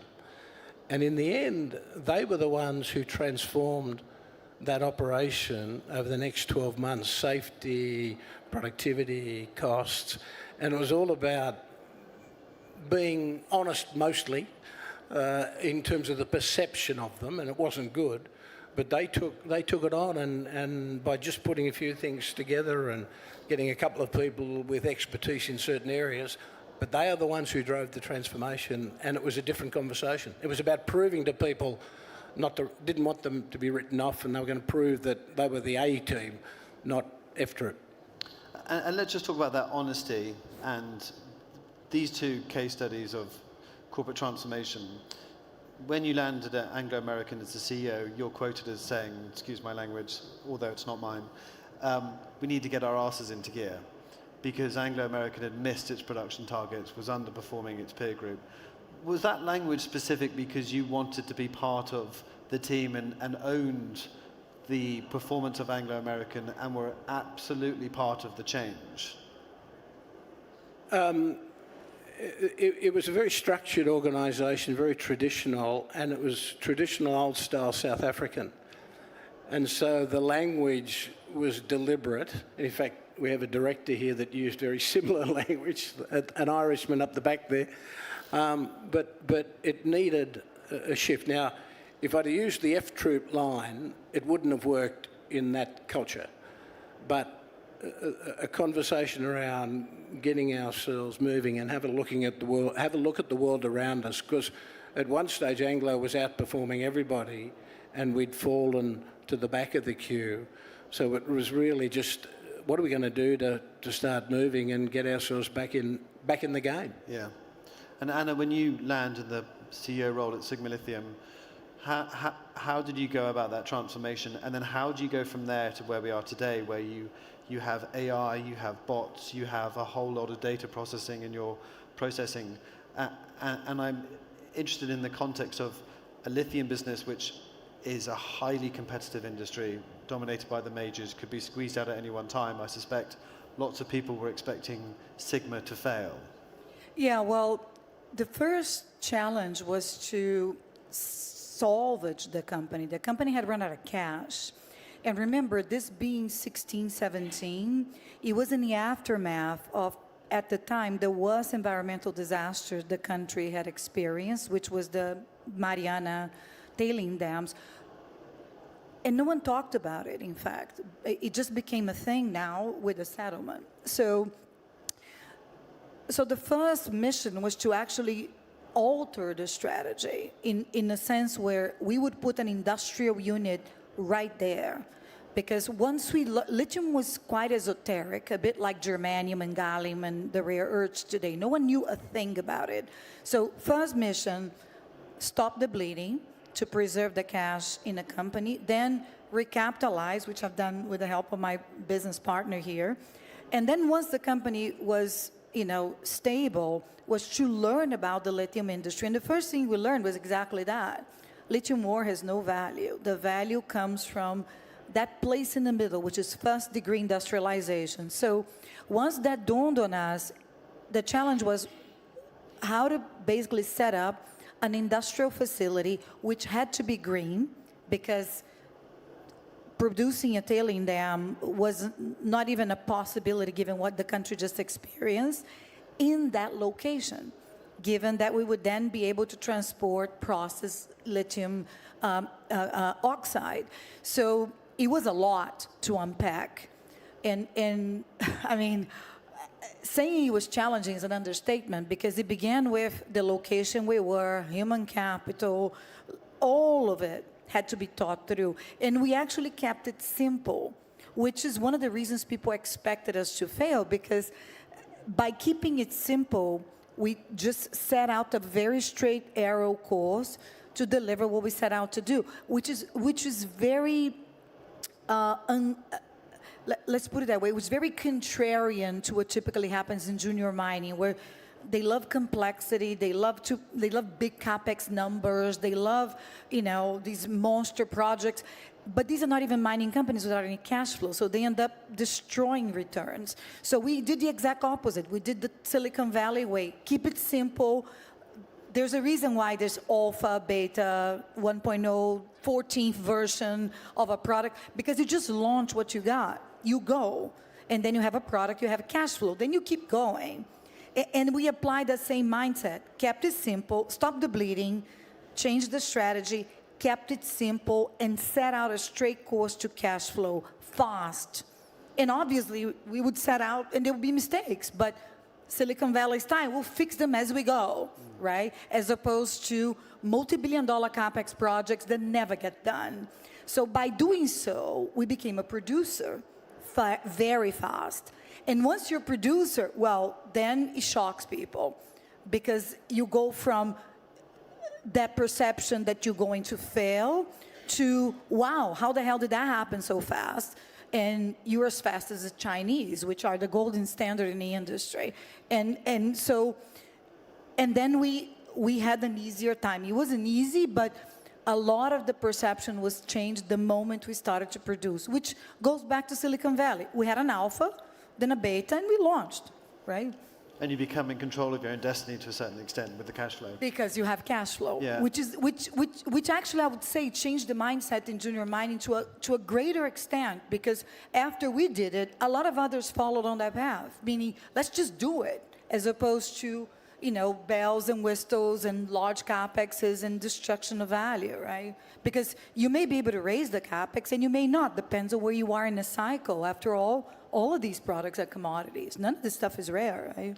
Well, you both clearly have an incredible acumen for looking at an asset or a company and then running a strategic review and then looking at all the different options to how to reset.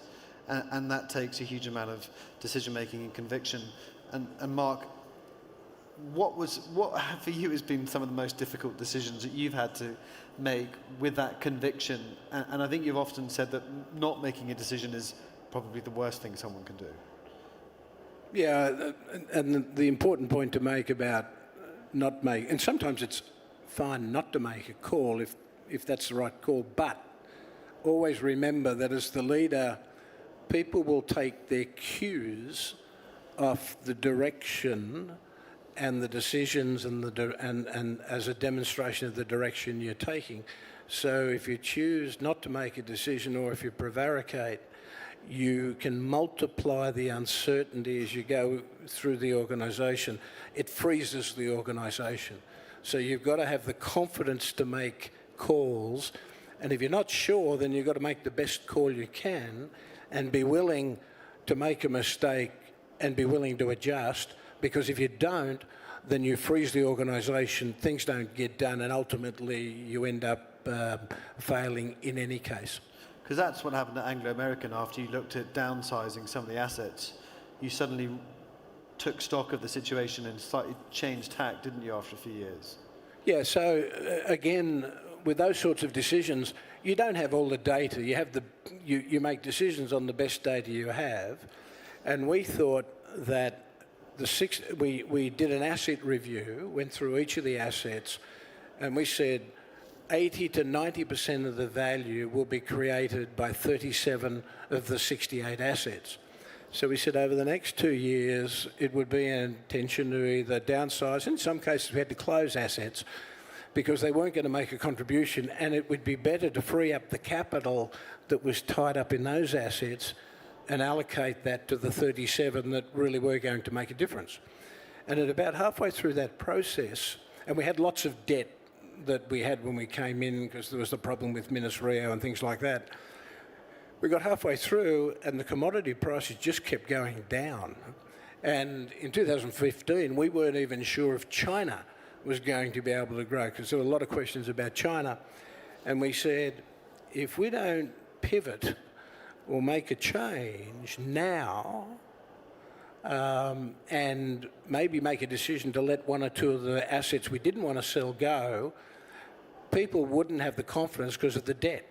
So we sold niobium phosphate, and we sold that at market value. So people sort of took a deep breath and said, oh, well, that'll help that piece. But we then, within about 8 months, we pivoted back to the 37 strategy because the market started to turn, but the selling of the asset and the decision to go down to maybe even 20 assets if we had to, bought us enough time to continue, and we were working from a no regrets position. So we started from asset number 68 and sold down from the worst towards the better. So we said it'll probably take us about 18 months to get to the assets we don't want to sell, and if the market turns inside that period, we'll spin back. And that's exactly what happened. So we did the pivot back within 12 months literally of making the first pivot. And in the next 7 years, we averaged 50% return. We outperformed everyone in the market. And it was buying that 12 months that gave us the breathing space to make that change. And the other point I'd make, those 37 assets, on average, improved their production base by 40%. And we did that over 2 years. And so that literally took 40% out of the cost structures and gave us the launching pad. Yeah, fascinating. There's a few things that I'd like just to come back to on that one.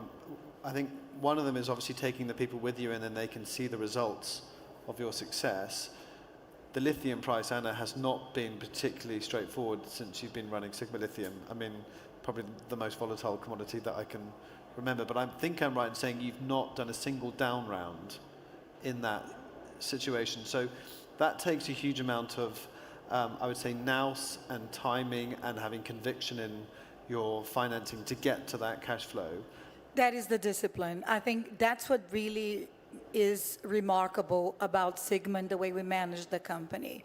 In other words, we are obsessed with shareholder value because it's our money, right? What we observed in junior mining is that it's easy to destroy or blow up other people's money. And that was the mindset when we got to the company once it had run out of cash. So once it's your money, meaning it's shareholders' money, and you give away equity based on meritocracy so that that culture becomes pervasive across leadership, and I'm not meaning just VPs, I mean VPs, directors, managers, the whole lot, then there's a sense of ownership that kind of translates into this obsession with, to Mark's point, we're not going to fail.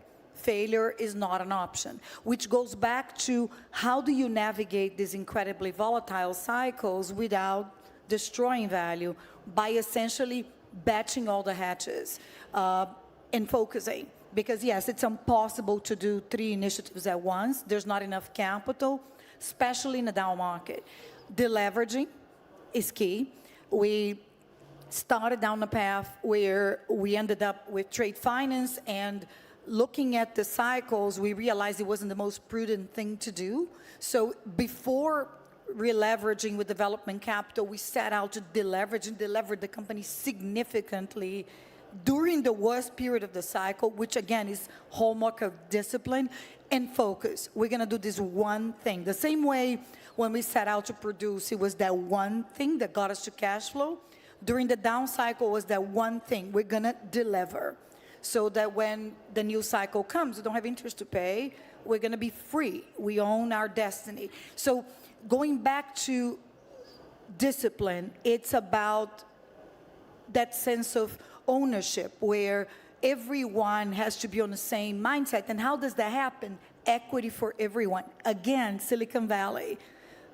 When we took over, we set out to create a program where 18% of the capital of the company is distributed. And that's considered to be modest by Silicon Valley standards, which is usually 30. So that created that culture. That created that ownership where we are very conscious of shareholder capital. And that leads to other things, such as this success where we never did a down raise. We actually haven't raised capital at all since the first plant was built. And to Mark's point, we navigated the down cycle by simply being disciplined. Again, why do we need to grow in the middle of a down cycle? That makes no sense. Let's batch all the hatches and wait and bid our time. So doing it differently means being counterintuitive. And being counterintuitive sometimes is just the right thing to do, meaning the financially obvious thing to do, which in this sector is not necessarily the case. Yeah. I think, Mark, you had an almost identical experience with Anglo Gold when you had to go to shareholders and say, we need to buy the hedge book out, which I think could have cost a lot of people their jobs, that sort of decision. How do you convince shareholders in that situation? Well, so just to explain the situation, in 2007 when I started, Anglo Gold had forward sold its gold 12.5 million ounces at $350 an ounce. And so half of our production was going into the hedge book, and the gold price had already hit 600, and we had the view that it was probably going to keep going north, and that the exposure in terms of the out of money position was growing very quickly. And the board and the CFO at the time, Venkat, said to me, I can't convince the board to do anything about the hedge book.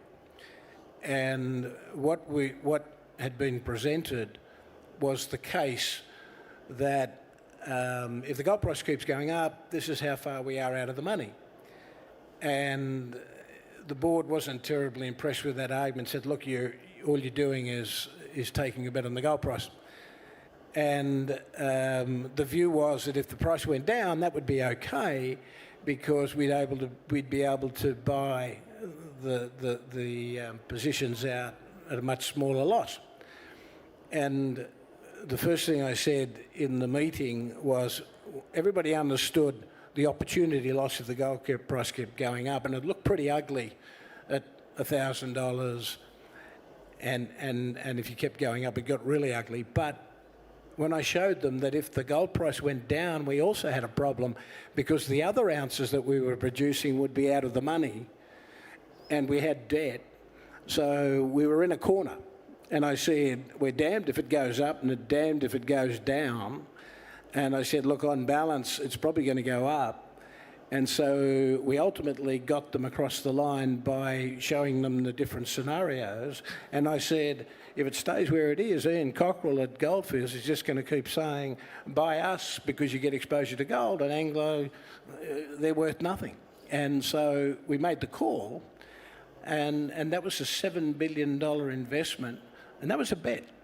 But we knew that there was downside both ways. And at least if it went the other way, we were in a much better position. As it turned out, the gold price ran to $1,900. We would have been $19 billion out of the money. So it turned out to be the right bet. But you didn't know. And it was interesting. I was talking to David Mackay recently about what was that bet worth today? And we worked it out. It was $48 billion positive. So, they're the hard decisions you get, where it's not black and white. You've got to make a judgment call based on where you think everything's going, and it turned out to be the right call. But that was a tough call. And it goes back to Jobs' famous quote, like, it's very hard to connect the dots looking forward, which is kind of our jobs. It's very easy to connect them looking backwards, right? But look, and this is what people don't realize, the weight on our shoulders is trying to connect the dots when you don't have any visibility of the road, and you work with the best information you got, right? And Anna, also, you were just talking about the importance of understanding shareholders and what they're looking for, but actually you talk more about purpose and why the company should exist. And I'm interested just to hear your thoughts on how, what is a great culture? What are the red flags for where a culture isn't quite right in that purpose? And you've mentioned ownership and accountability. What are the other traits that you look for that are, I would say, within Sigma's DNA? Yeah, it's the why. Because you see, again, I learned a lot navigating the universe or the ecosystem of junior mining companies, of which I knew pretty little. Because in my previous experience as a banker, we banked typically larger companies, and then as an investor, I was basically doing technology in California, right, and in New York. But then when I encountered that ecosystem, you have the good, the bad, and the ugly. And so how do you differentiate? Well, the good do what's right. And again, goes back to connecting the dots looking forward. They do the best that they can with the information available and the capital available at the time. And by just solely working on principle, on purpose, on mission, you can differentiate companies that are not operational at all, and that set out to build projects in the far corners of the world. Is there a sense of mission? Why are you doing this? So for instance, I like to talk about Africa a lot. I met quite a lot of companies headquartered in Australia, Canada, with projects in Africa. I'm not going to talk about Latin America. Let's talk about Africa. And you can clearly see the ones who have the mission, the sense of purpose, and those who just want to make a buck, And so would I put my money behind companies that just want to make a buck? No way. No way, because clearly they're going to fail, right? The first difficulty they find is just going to bail, set up shop elsewhere, go promote something else. So purpose is everything, because that's sort of how you differentiate investable companies from non-investable companies. Who is there for the long run? Are those determined creatures that have the purpose. They're just there to set out and to achieve what they believe in and not to fail. And the correlation is 0.90, I would say. And you see this in tech very easily. You talk to the founder, you talk to the team, you see this obsession with no failure because they don't have a fat net, because they're in the wrong location, because they work in the wrong jurisdiction, what have you. And I think that's the key. Purpose drives everything else we talked about, drives culture, drives maintenance of shareholder returns, because you got a bunch of determined creatures questioning things and and with that sense of mission to transform something, transform a place, transform an industry, do it differently, do it better. And Mark, I think you're very like-minded in terms of a culture of not answering back, but questioning. What, in your mind, is the difference between a good mining company and a great mining company when you look at the hallmarks of its culture, people, assets? I think the importance, and we were talking earlier about the importance of making sure everybody has a voice, and even to the point where you're able to demonstrate that if somebody has a crack at you and says, look, I think you're a dickhead, you're doing the wrong thing, you respond the right way.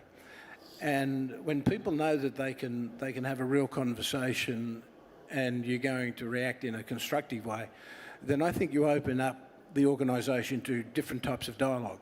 I was asked the other day about Africa, and they asked me, a few people have lost assets in Africa and they've had difficult times with governments. And I said, well, I gave an example, and then I said, if at Anglo we had been challenged, in a couple of places we had been, what would we do? And in the first case, I talked about Anglo Gold experience at Siguri, where we had a military coup.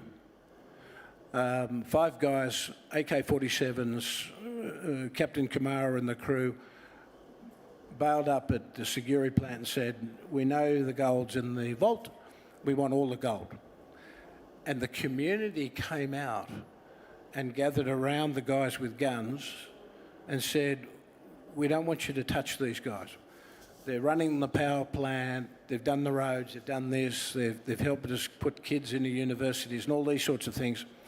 And the guys weren't terribly impressed until they raised the point that we had a first aid station and a doctor on site 24 hours a day, and if anyone had any of the women had a difficult pregnancy, they could come to the first aid station and we would help them with the difficult pregnancy.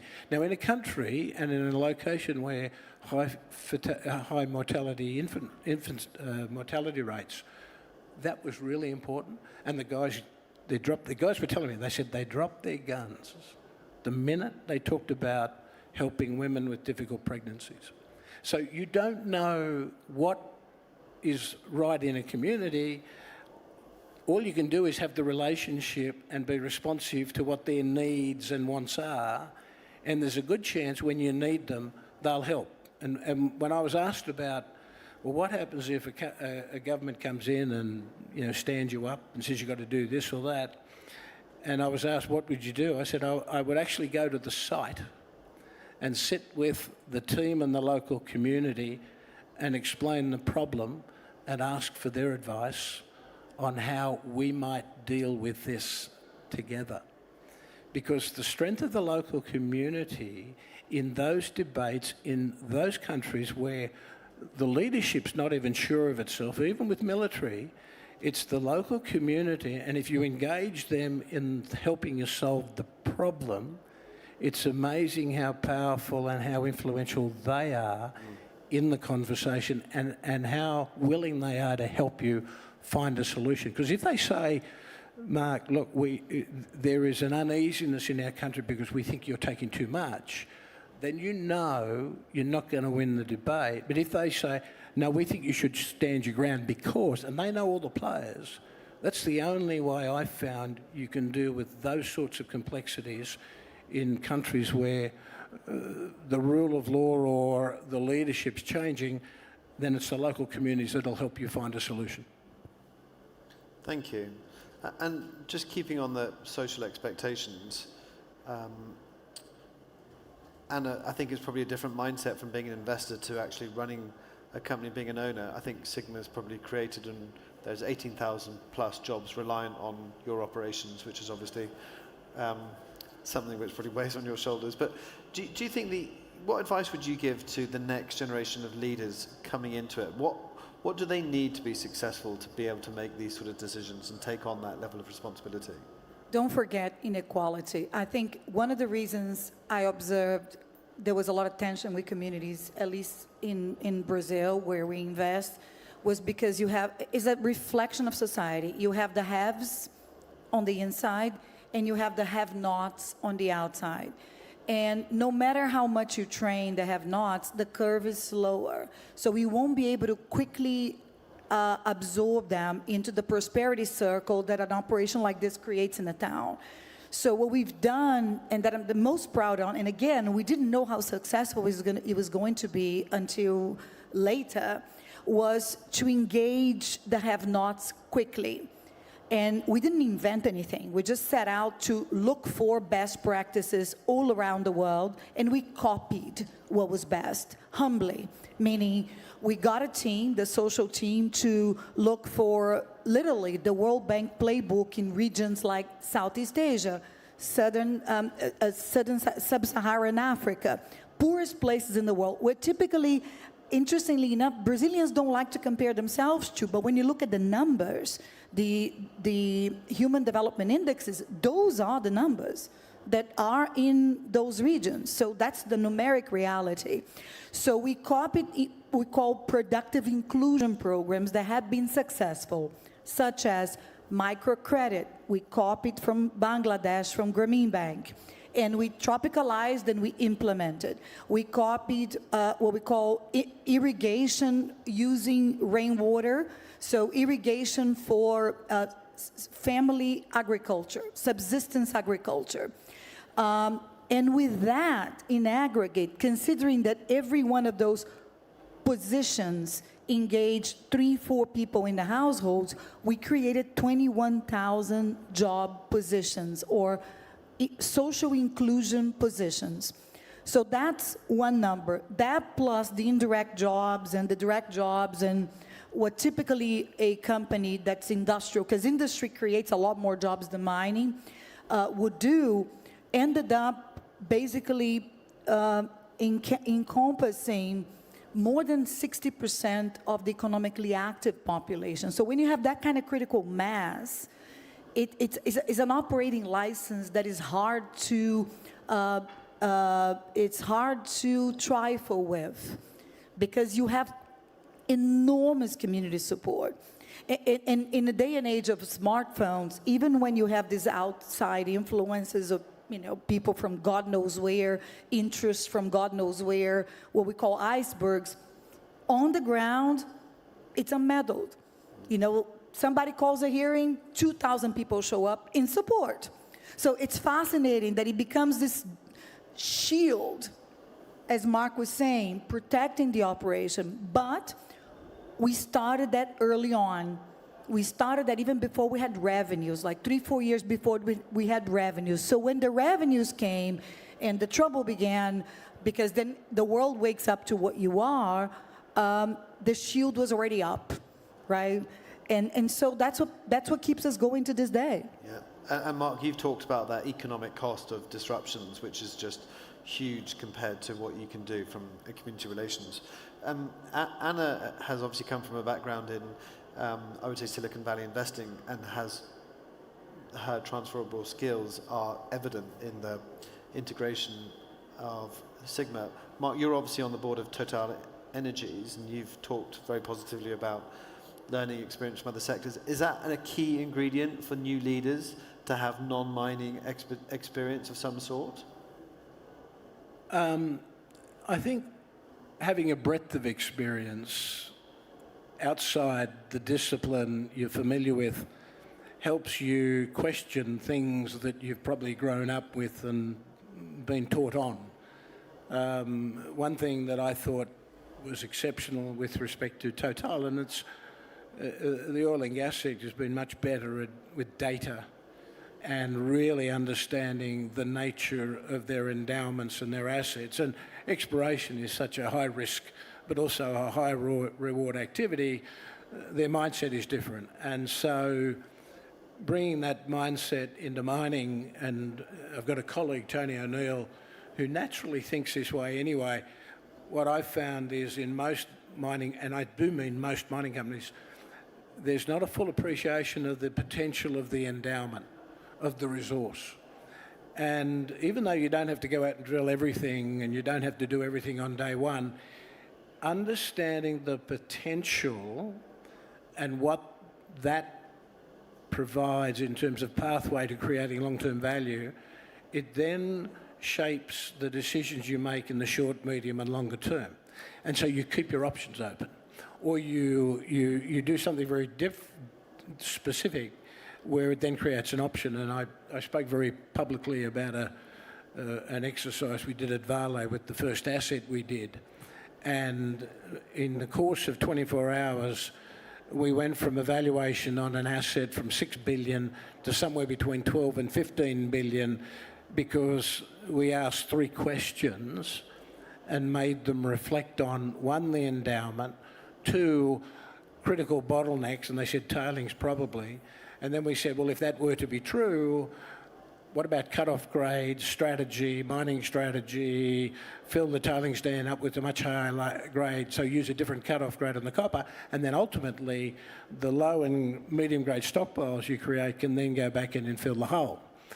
So it's that experience and breadth and different experiences that help you maybe see things that you might not otherwise pick up. So I think it can be in any discipline. It can be in industrial, or it could be oil and gas, but it's just that breadth of experience that alerts you to different possibilities, that helps you ask maybe questions that open up a lot more possibilities. And just before we go to any questions from the audience, a sort of final question from me is, of all the experience and lessons that you've learned, if you were to be coached into launching a new mining company tomorrow, what would be the 3 principles which would be non-negotiable for you to succeed? Anna, over to you. Well, first is purpose. I mean, again, in hindsight, that was single-handedly the one decision we got right. Engage and deploy social capital very early. As soon as we had extra cash, we created, that line of social capital before revenues. So by the time we hit revenues, we had 4 years of goodwill built with the community, and that made all the difference. That was 1. 2, very generous equity packages. So instead of being undisciplined and diluting, we decided to be disciplined, and the dilution went to be distributed for the employees. So we have like the Sigma baby millionaires throughout in the last 10 years. And that translates into value, massive amount of value for shareholders. They work like there's no tomorrow, right? So we created a work culture there, which is the 996 of Latin America, right? For those who understand 996. And then I think thirdly is cut the cord soon. I mean, because again, I was the non-miner, non-technical. I was always told what I was not all the time since I took over. And as we became a more prominent company, that was just thrown on my face. I mean, you see, I'm criticized like to this day, right? I always hesitated a little bit more than I should in making really tough decisions. But I've been here for almost 8 years now. So a lot of these decisions I really should have made like a year, 2 years, 3, 4 years ago. I mean, some of them I should have just broken through these walls way back, right? But that's always hard though, because it came from a sense of respect to the founder, to what I encountered.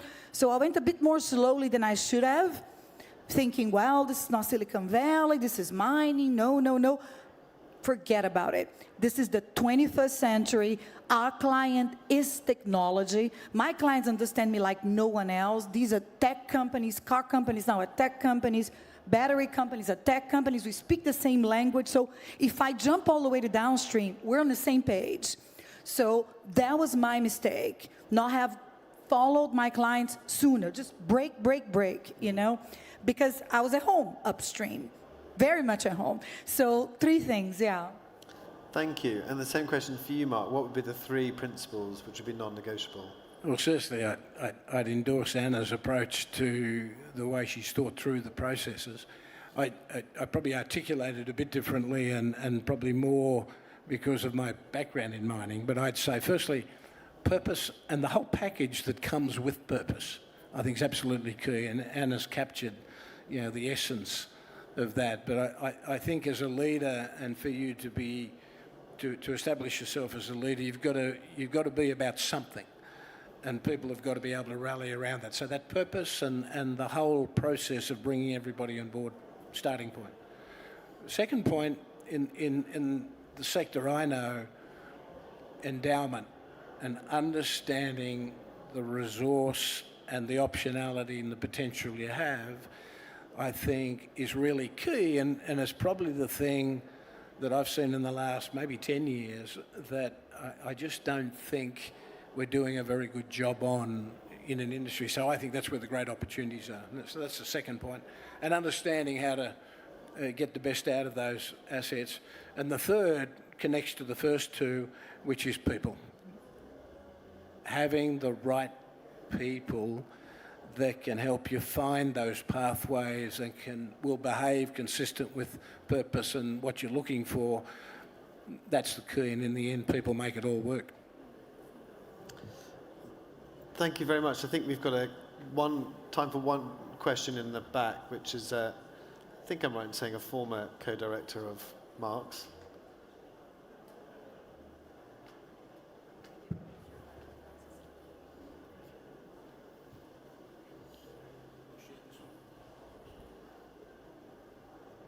Thank you. Yes, indeed. I'm an ex-former Anglo-American director.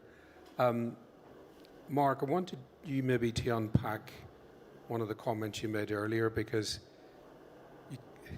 at one level you kind of made it seem that the turnaround at Anglo was about just getting improved asset performance, which was correct. But he also, at the point that you joined, it was a very confused company. One thing which I always used to look at companies and think, does this company know what it wants to be when it grows up? And Anglo's at that point were absolutely clueless, which links partly also the comments about purpose.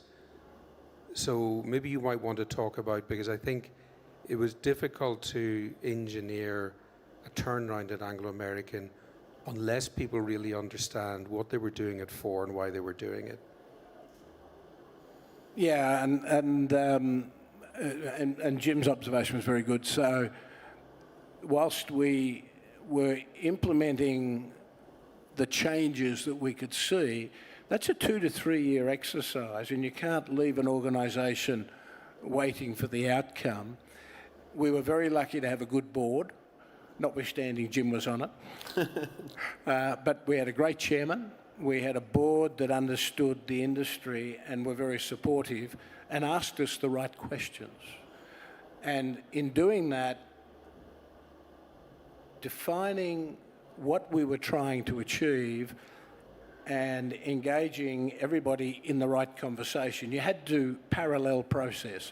So you're restructuring the business, but helping people understand what you were restructuring for. And we went from 160,000 people to 90,000 people, and we didn't have a strike. We didn't have any major issues where people went against, because I think we explained what we were trying to do, but it took us a while to get there. And so I think the first 12 months was really tough, but once people could see some of the restructuring work and they could see what we were trying to achieve, they really did step up and support. And then change became something that everybody took on as part of their role in creating a new company. So it's not a straight line, it's not black and white. You've got a parallel process, particularly 160,000 people. It's not one or two conversations, it's a constant conversation. And so being alert and in that conversation all the time and making those decisions that you have to make, even though you know some of them are wrong, are really important to keep everybody focused going forward. So it was a good observation, Jim. Ladies and gentlemen, I think that's all we've got time for, but it's been a real privilege to hear from two successful leaders in Mark and Anna, and I'm hugely grateful for giving up your time here at FMF. Thank you very much.